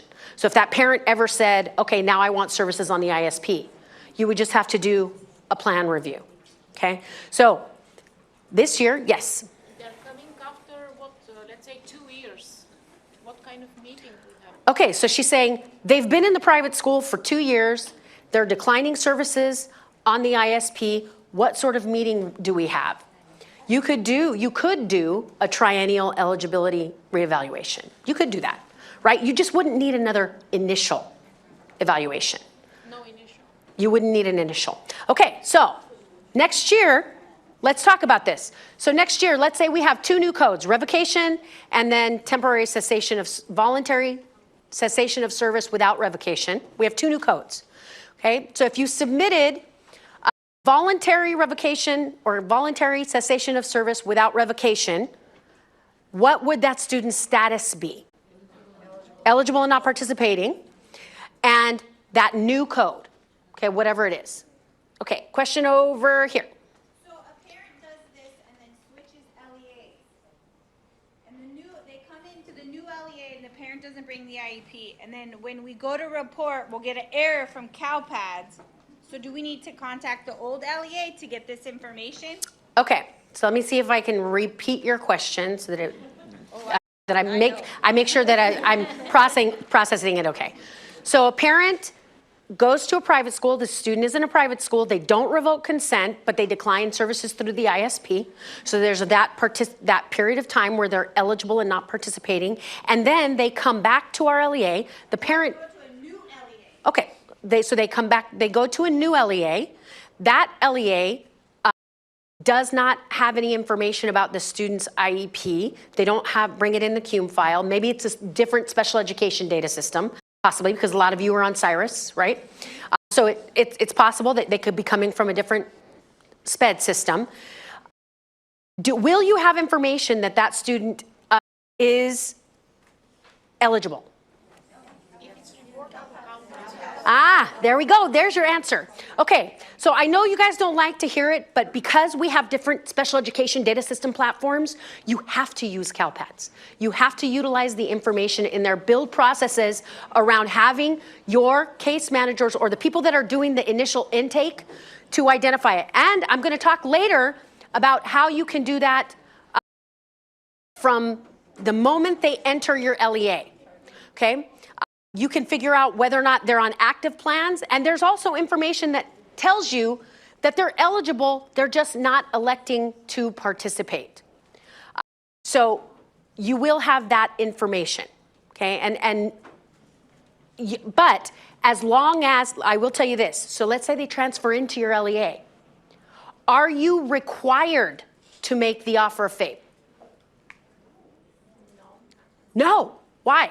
Because the parent has declined. The parent has to request an assessment if they return to another district and it's a public school. Okay, so as long as they've declined services, they retain their eligibility, right? So now, once we change and we add a revocation code and we say parent revokes consent, what would the status be? Not eligible. That's what it would be. Okay. For this year, however, this is the combination you're going to have to use. Okay, eligible and not participating, even though they've revoked consent. Because right now we can't make the distinction between those two things. Okay, so this is the expected result for this year. Next year, we'll have 2 new codes for you. Okay? And this is a very, very new development. We just found this out last week. Okay, last one. So student passes the California High School Proficiency Exam, and in this case, the kids left high school. So what would the status be? 3. Did anybody say anything different? Okay, so eligible, not enrolled, and 31 left school, not expected to return. Okay, but we already talked about the fact that they can come back for transition services. So if they do, what would the subsequent status be? If they came back for transition services? Eligible and participating. So if a student wanted to come back for transition services, because again, this is not a standard high school diploma, they could come back for services, and your system should generate an eligible and participating record, because now that student gets counted in your child counts again. And students in transition services, as long as they meet the instructional minutes requirement, and it's the lesser of either 240 minutes or whatever's prescribed in their IEP, you can claim ADA for those kids. You may not know that, but you can. All right. So moving on to meetings. Okay, as I told you, the only time we expect meeting records is in 2 scenarios. 1, you're resetting the statutory clock, right? Or you're telling us you met that 60-day timeline, or did their annual plan review, or their triennial. That's the only time we need meeting records. The other scenario is when one of those statutorily required meetings is late and it's pending. Okay, so we expect a pending record to come up with an associated meeting delay code. But we do not expect meeting records when you have meetings about amendments, when you have 2nd, 3rd, 4th continuance meetings. Okay, what we want is that initial date that you met your statutory requirement. Okay, so go to this part of the quiz and just tell me, in these scenarios, yes, and we've got to do it 3 more times, so just get it out of your systems.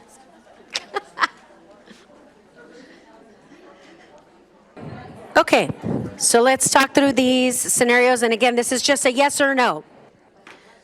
So scenario 1, student has an initial evaluation, is determined to be eligible, but the parent hasn't signed the initial offer of FAPE. So do we need a meeting record? Yes. Yeah, because you held that initial. Meeting is held to amend the student's IEP. Do we need a meeting record? No. No, but what would we need? Plan, right? Because an amendment is in effect a new plan, okay? Student has a triennial eligibility reevaluation and is found to be ineligible. Do we need a meeting record? Yes, because it met that triennial requirement. An annual plan review was held. Okay, so this one's a little confusing. So the annual plan review is held, and that record's already gone up to CALPADS. But you're going to make subsequent amendments, right? And you're going to have amendment meetings. So do you need to send up those continuance meetings? No, you do not. Okay, 5, a meeting is held. It's not an annual or triennial where the student's parent revokes consent for special education or services. So they're exiting. Do you need to report exit meetings? Okay. Is it resetting any sort of statutory clock?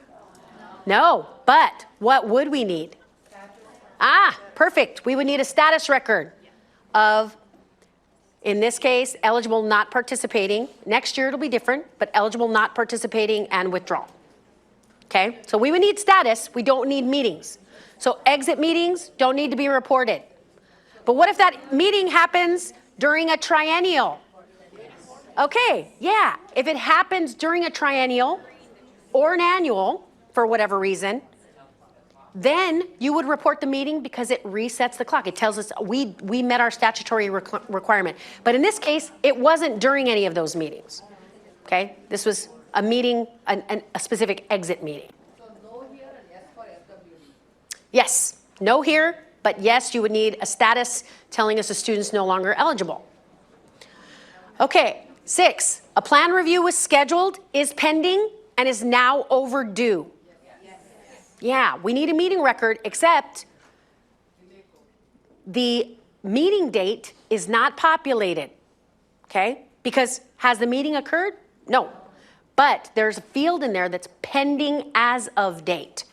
Okay, the pending as of date is what gets populated in that case, and you populate the meeting delay code, and that'll tell us, yeah, my annual meeting was delayed for this reason, and it was pending as of a certain date, okay? Then lastly, a triennial eligibility reevaluation and annual plan review are held on the same date, but the IEP team hasn't reached consensus. So do we need a meeting record? How many records do we need? Okay, I heard 2. And why do you say 2? Yeah, duh, CALPADS, because you've been making us send up annual records and triennial records in the current model. Okay, that changes. You don't have to do that anymore. 1 record. Okay, remember, the meeting record is representing the meeting. Within that 1 record, you can tell us that that meeting had separate activities.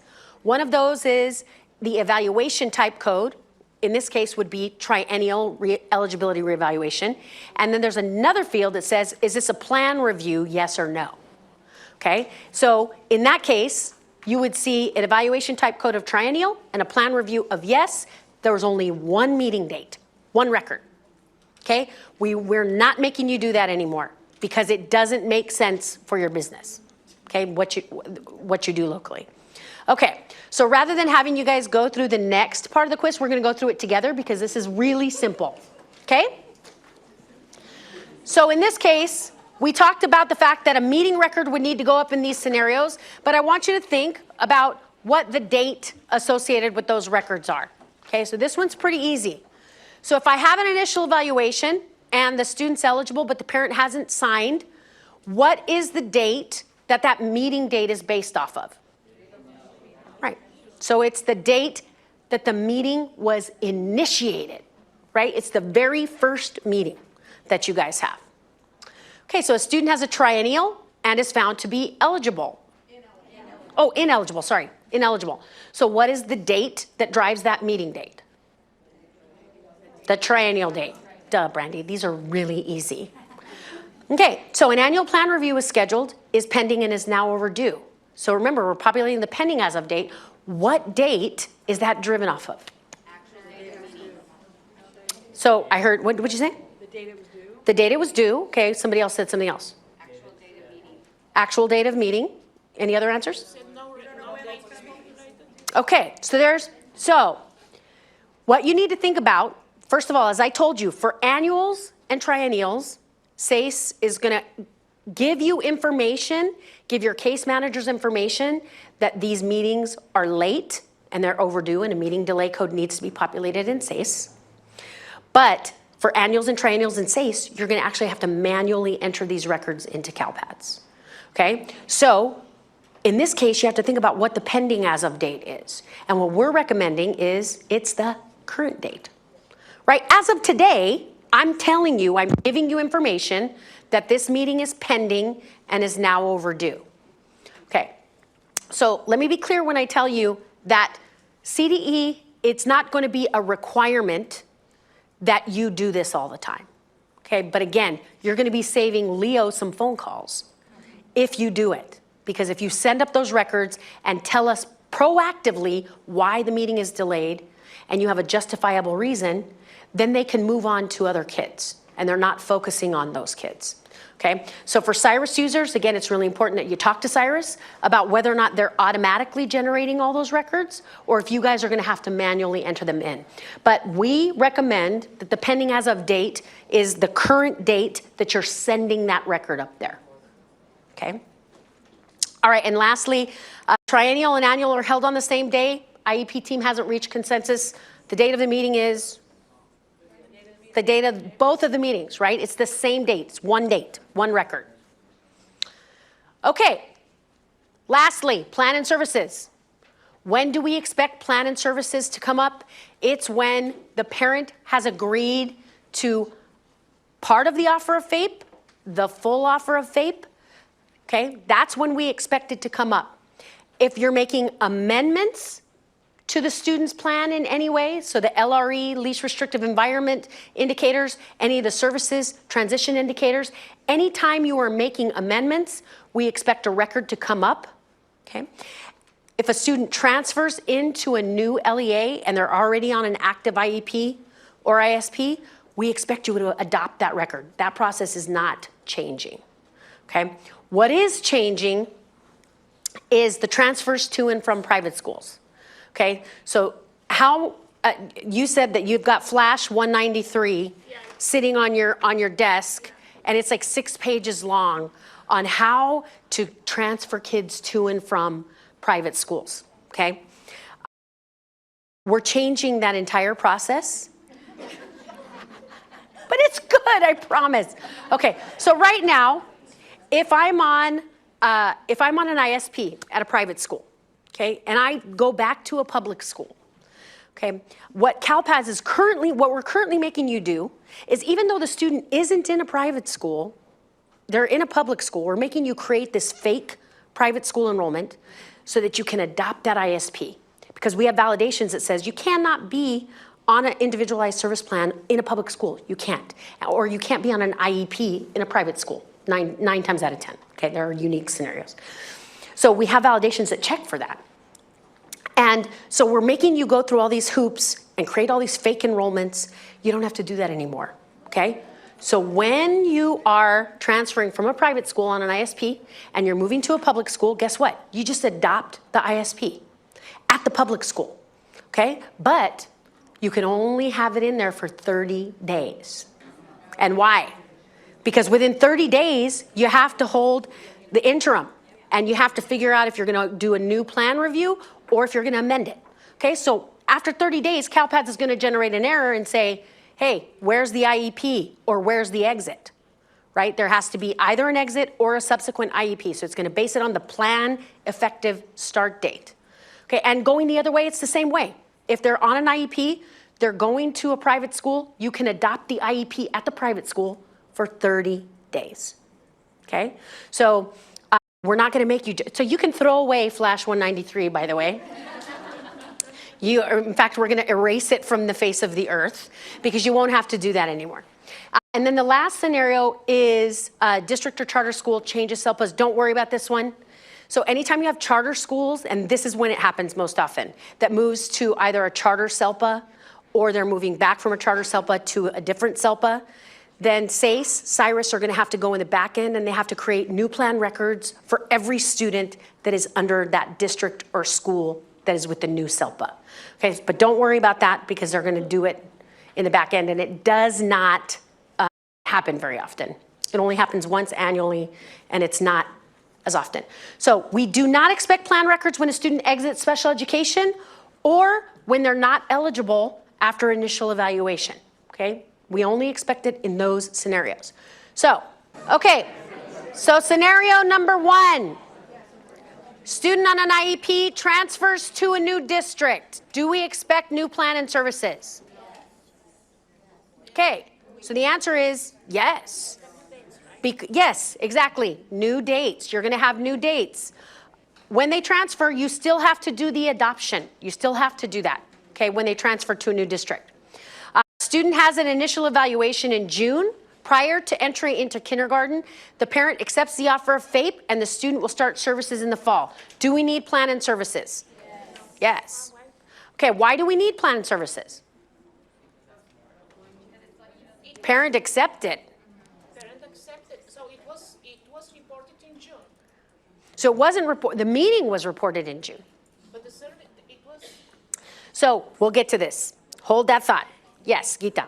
For the first one, you said when the student transfers from another district, you adopt their plan.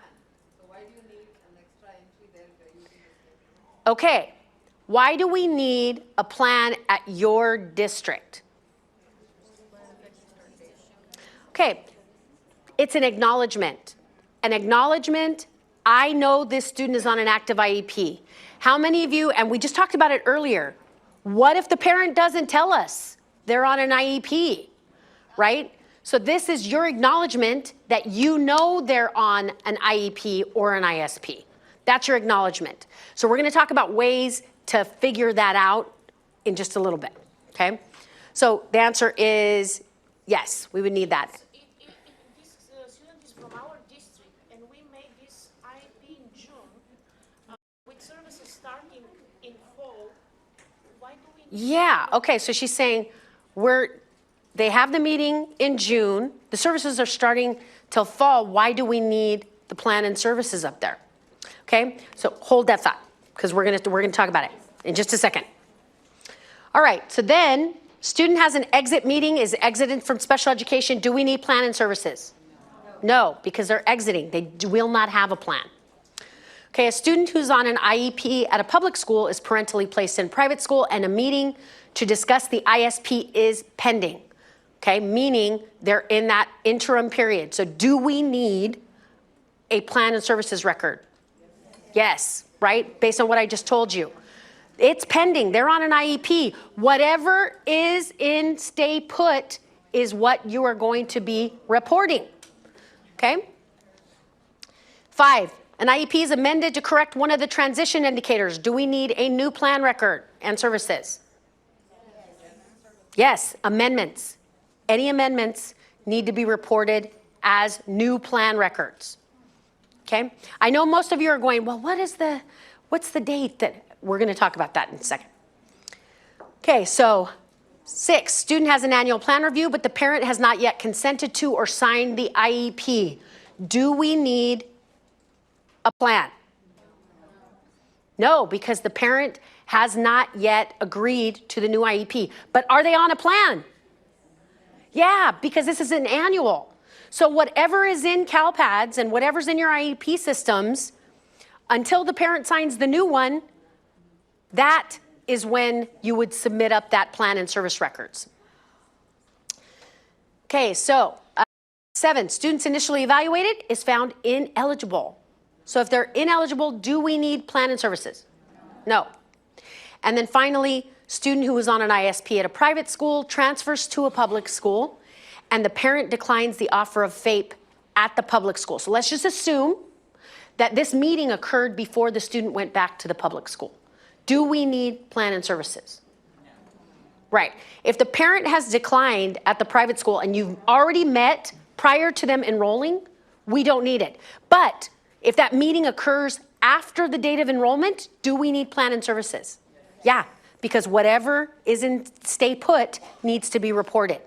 Okay, so rather than you meeting in your groups, because I want to get you out of here on time, let's walk through these together. So these are all the scenarios that we just talked about in which we would need a new plan and services. But the effective start date in each of these scenarios is going to be different. Okay? So if a student transfers, they're on an IEP, they transfer to a new district, the plan effective start date should be what? The enrollment date. Okay. So do your systems capture their enrollment date? Okay, yeah. Do your case managers always populate it? Okay, so think about that.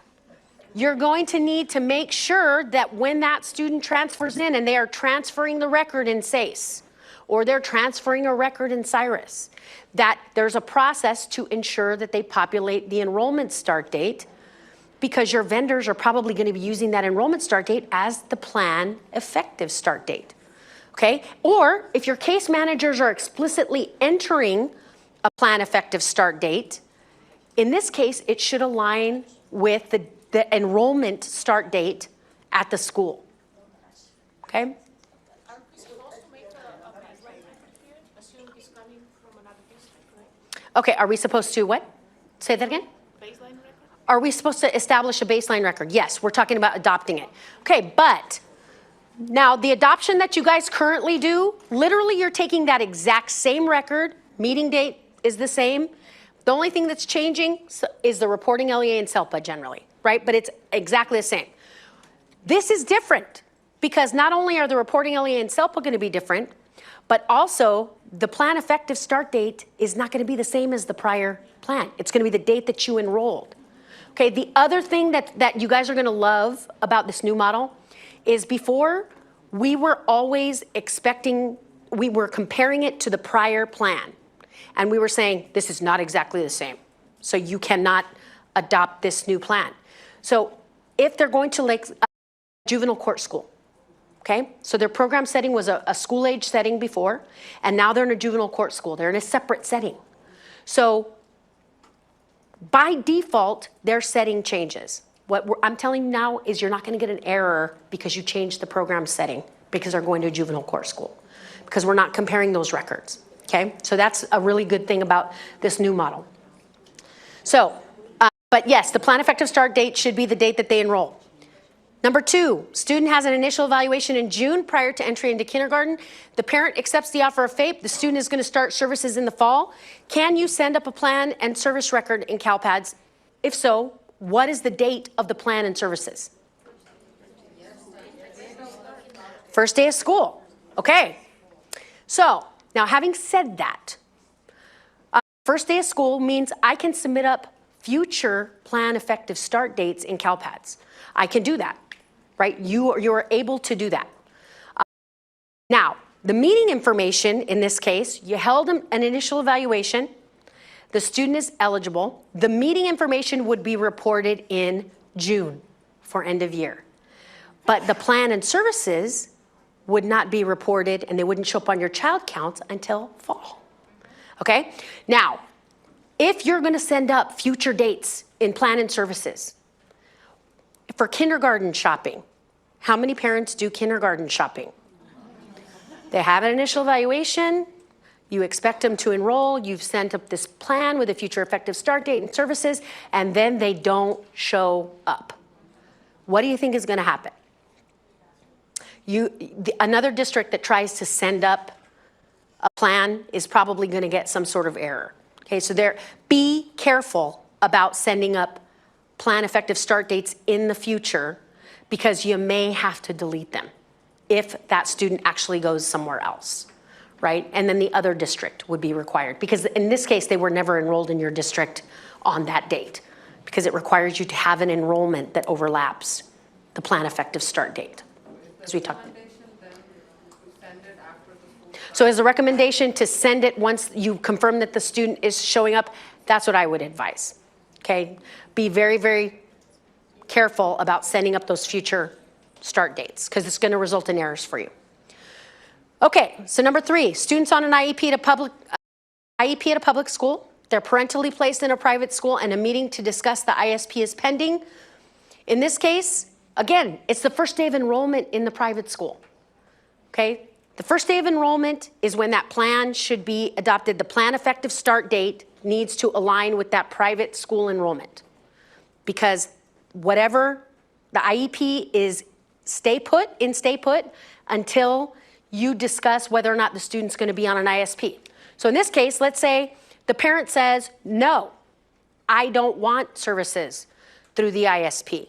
What would you do? Would we need a plan, first of all? So let's say they're at the private school, you've created the private school enrollment, you've adopted the IEP that's in stay put, except the parent is declining services through the ISP. So number 1, would you need a plan record? No, you wouldn't need a plan, but what would you need? You wouldn't necessarily need a meeting unless it was an annual or triennial, but you would need a status telling us they're eligible but not participating, okay? As of the specific date that they determined to be not eligible, or eligible but not participating.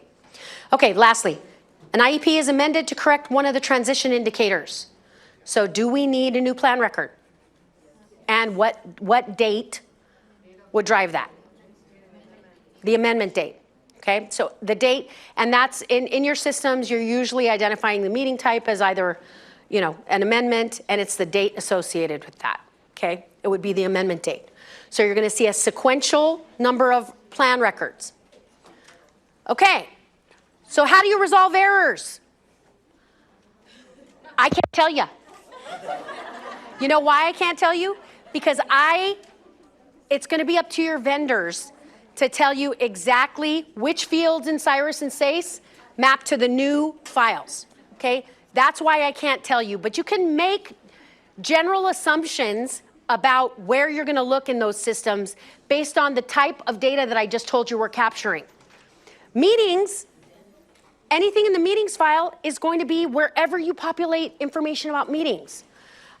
The SWDS, anytime you are exiting a student or determining eligibility and participation, that's going to affect the SWDS record.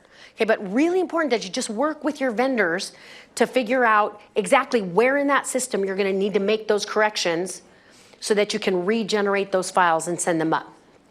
Okay, I did provide a file for you. It's an Excel file in the meeting materials folder that is just all of the special education errors.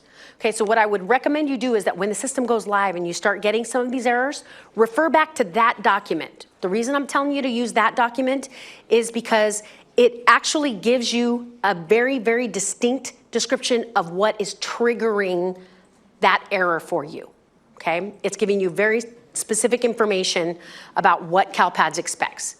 And so that way you can go back in your IEP systems and make those changes. It's also going to tell you if it's an input error or a data discrepancy, okay?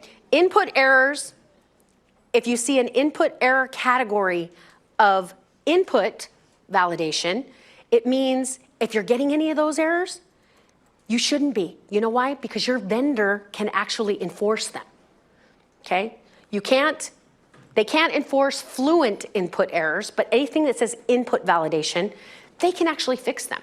Okay, so there's information in that document that you can refer to. The error list will also have some information in more layman's terms.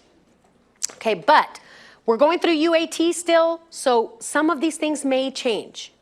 All right, so just make sure you check the error list for any changes. Okay, fall reports. We have new fall reports, except guess what? They're not actually new. They just have new numbers. So going forward, your 16.1, 16.2, 16.3, 16.5, 16.6, all of those reports are only going to be able to be rendered for 22, 23, and prior. Okay, so going forward, 23, 24, and on, these are the new numbers. So 16.12 is the new 16.1, your child counts. Okay, so it's 16.12.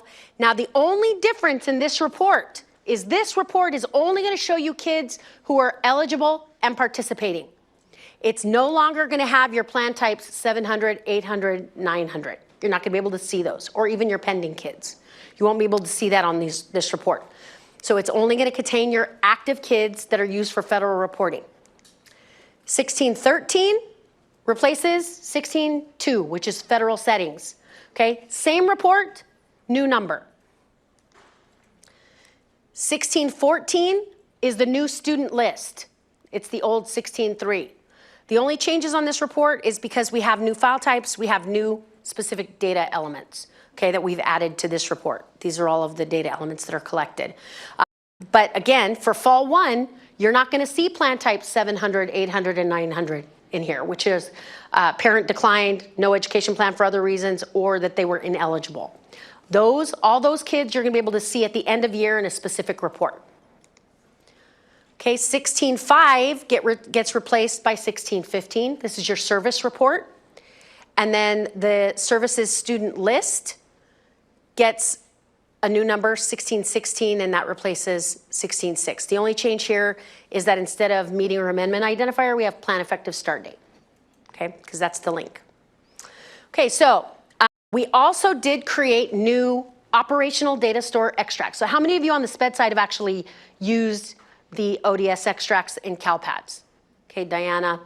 Okay, and a lot of you don't know what these are for, but anytime you have an enrollment for a student, you can actually pull all of their special education data out, even if your LEA didn't submit it. Okay, so if I want to see their history of statuses for a kid I have enrolled, or if I want to see all of their meetings, all of their plans, services, as long as I have an enrollment for them, I can extract all of that information out of CALPADS. So why is that important? As we go through this redesign initially, it's because you're going to have to reconcile those records. Remember I told you we were creating records for you based on the student's most current status, their most current meetings, plans, and services. it'll help you reconcile with whatever's in SIRIS or SACE. So again, we're gonna come up with some strategies for you to use these ODS extracts to do that data reconciliation. So be on the lookout for that.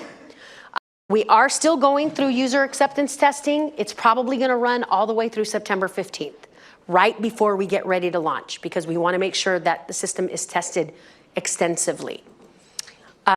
And there are select districts from every special education data system that have been participating in that since March. All right, last thing. Things that you need to do for this next year. Number one, go to your trainings for these special education data systems, because they're going to really be able to tell you how these new business rules will affect your processes in SACE and SIRIS. Okay, so that's the first thing. But once you do that, then you need to start training your case managers on those new processes, because it really requires a shift in culture locally, especially when we're separating meetings from the IEPs that are being developed. Okay, the other thing is you're gonna have to develop local processes to make sure that once meetings are late, that they just don't let them sit on the dashboard. That you have to go in and populate a meeting delay code in order for someone to either generate a transaction to send through the API or go into CALPADS and manually put in a pending record that tells us why that meeting is late.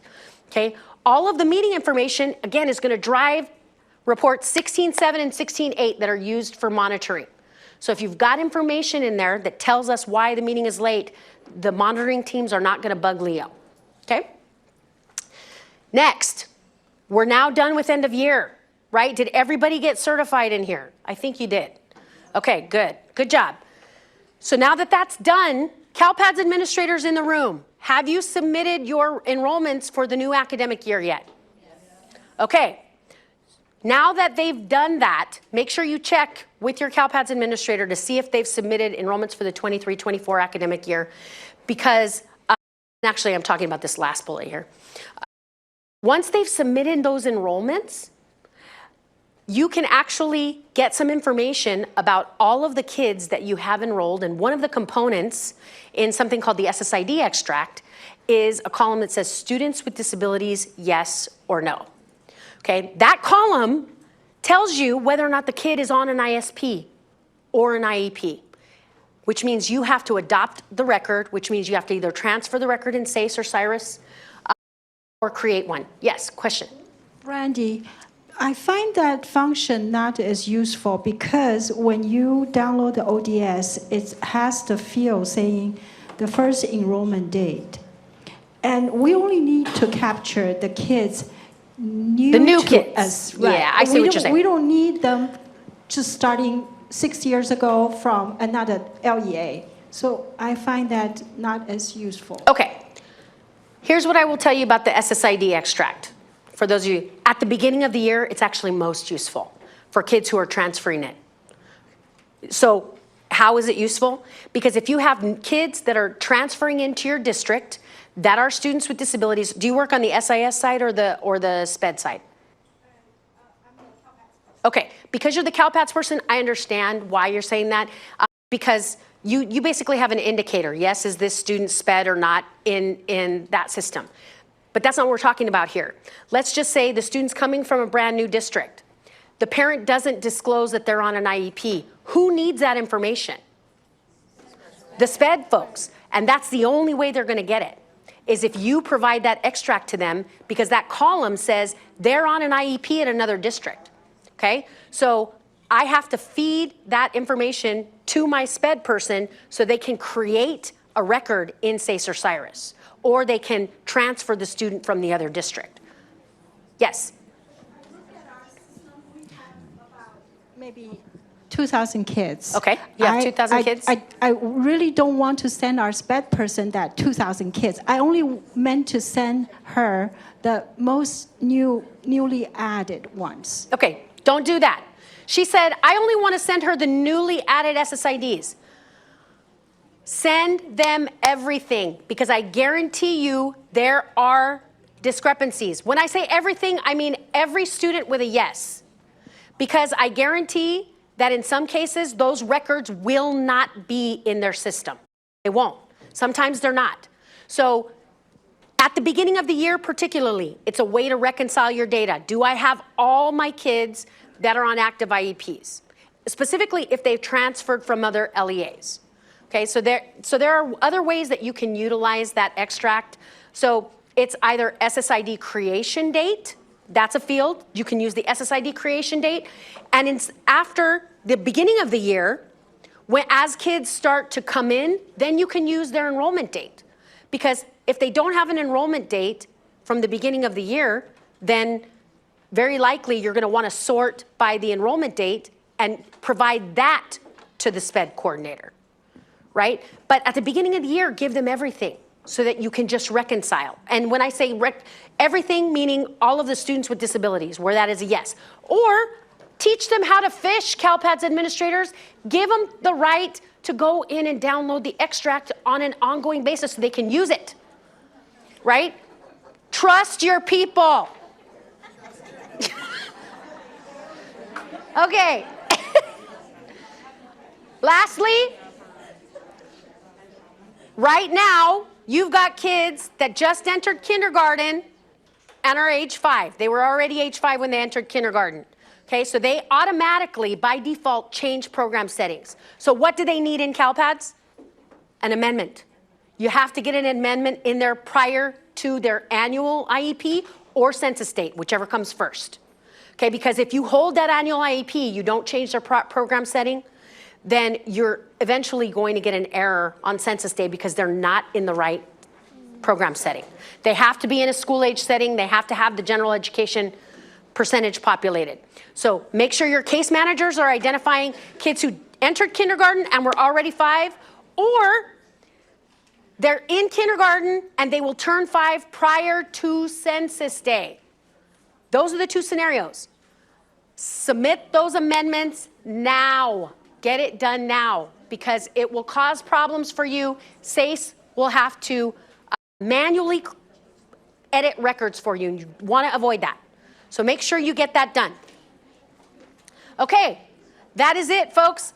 Any final party? Oh, here I am, by the way. This is me right here. I'm halfway through. We've got additional sessions. If you want to suffer through this one more time, feel free. Or if you have colleagues that want to attend, there are some that are doing virtual, they're hosting virtual sessions. Okay, so Contra Costa, I'll be at in a couple days. They don't have any availability, they're all full. Okay, so bottom line is, make sure you check the virtual sessions if you have people that want to attend.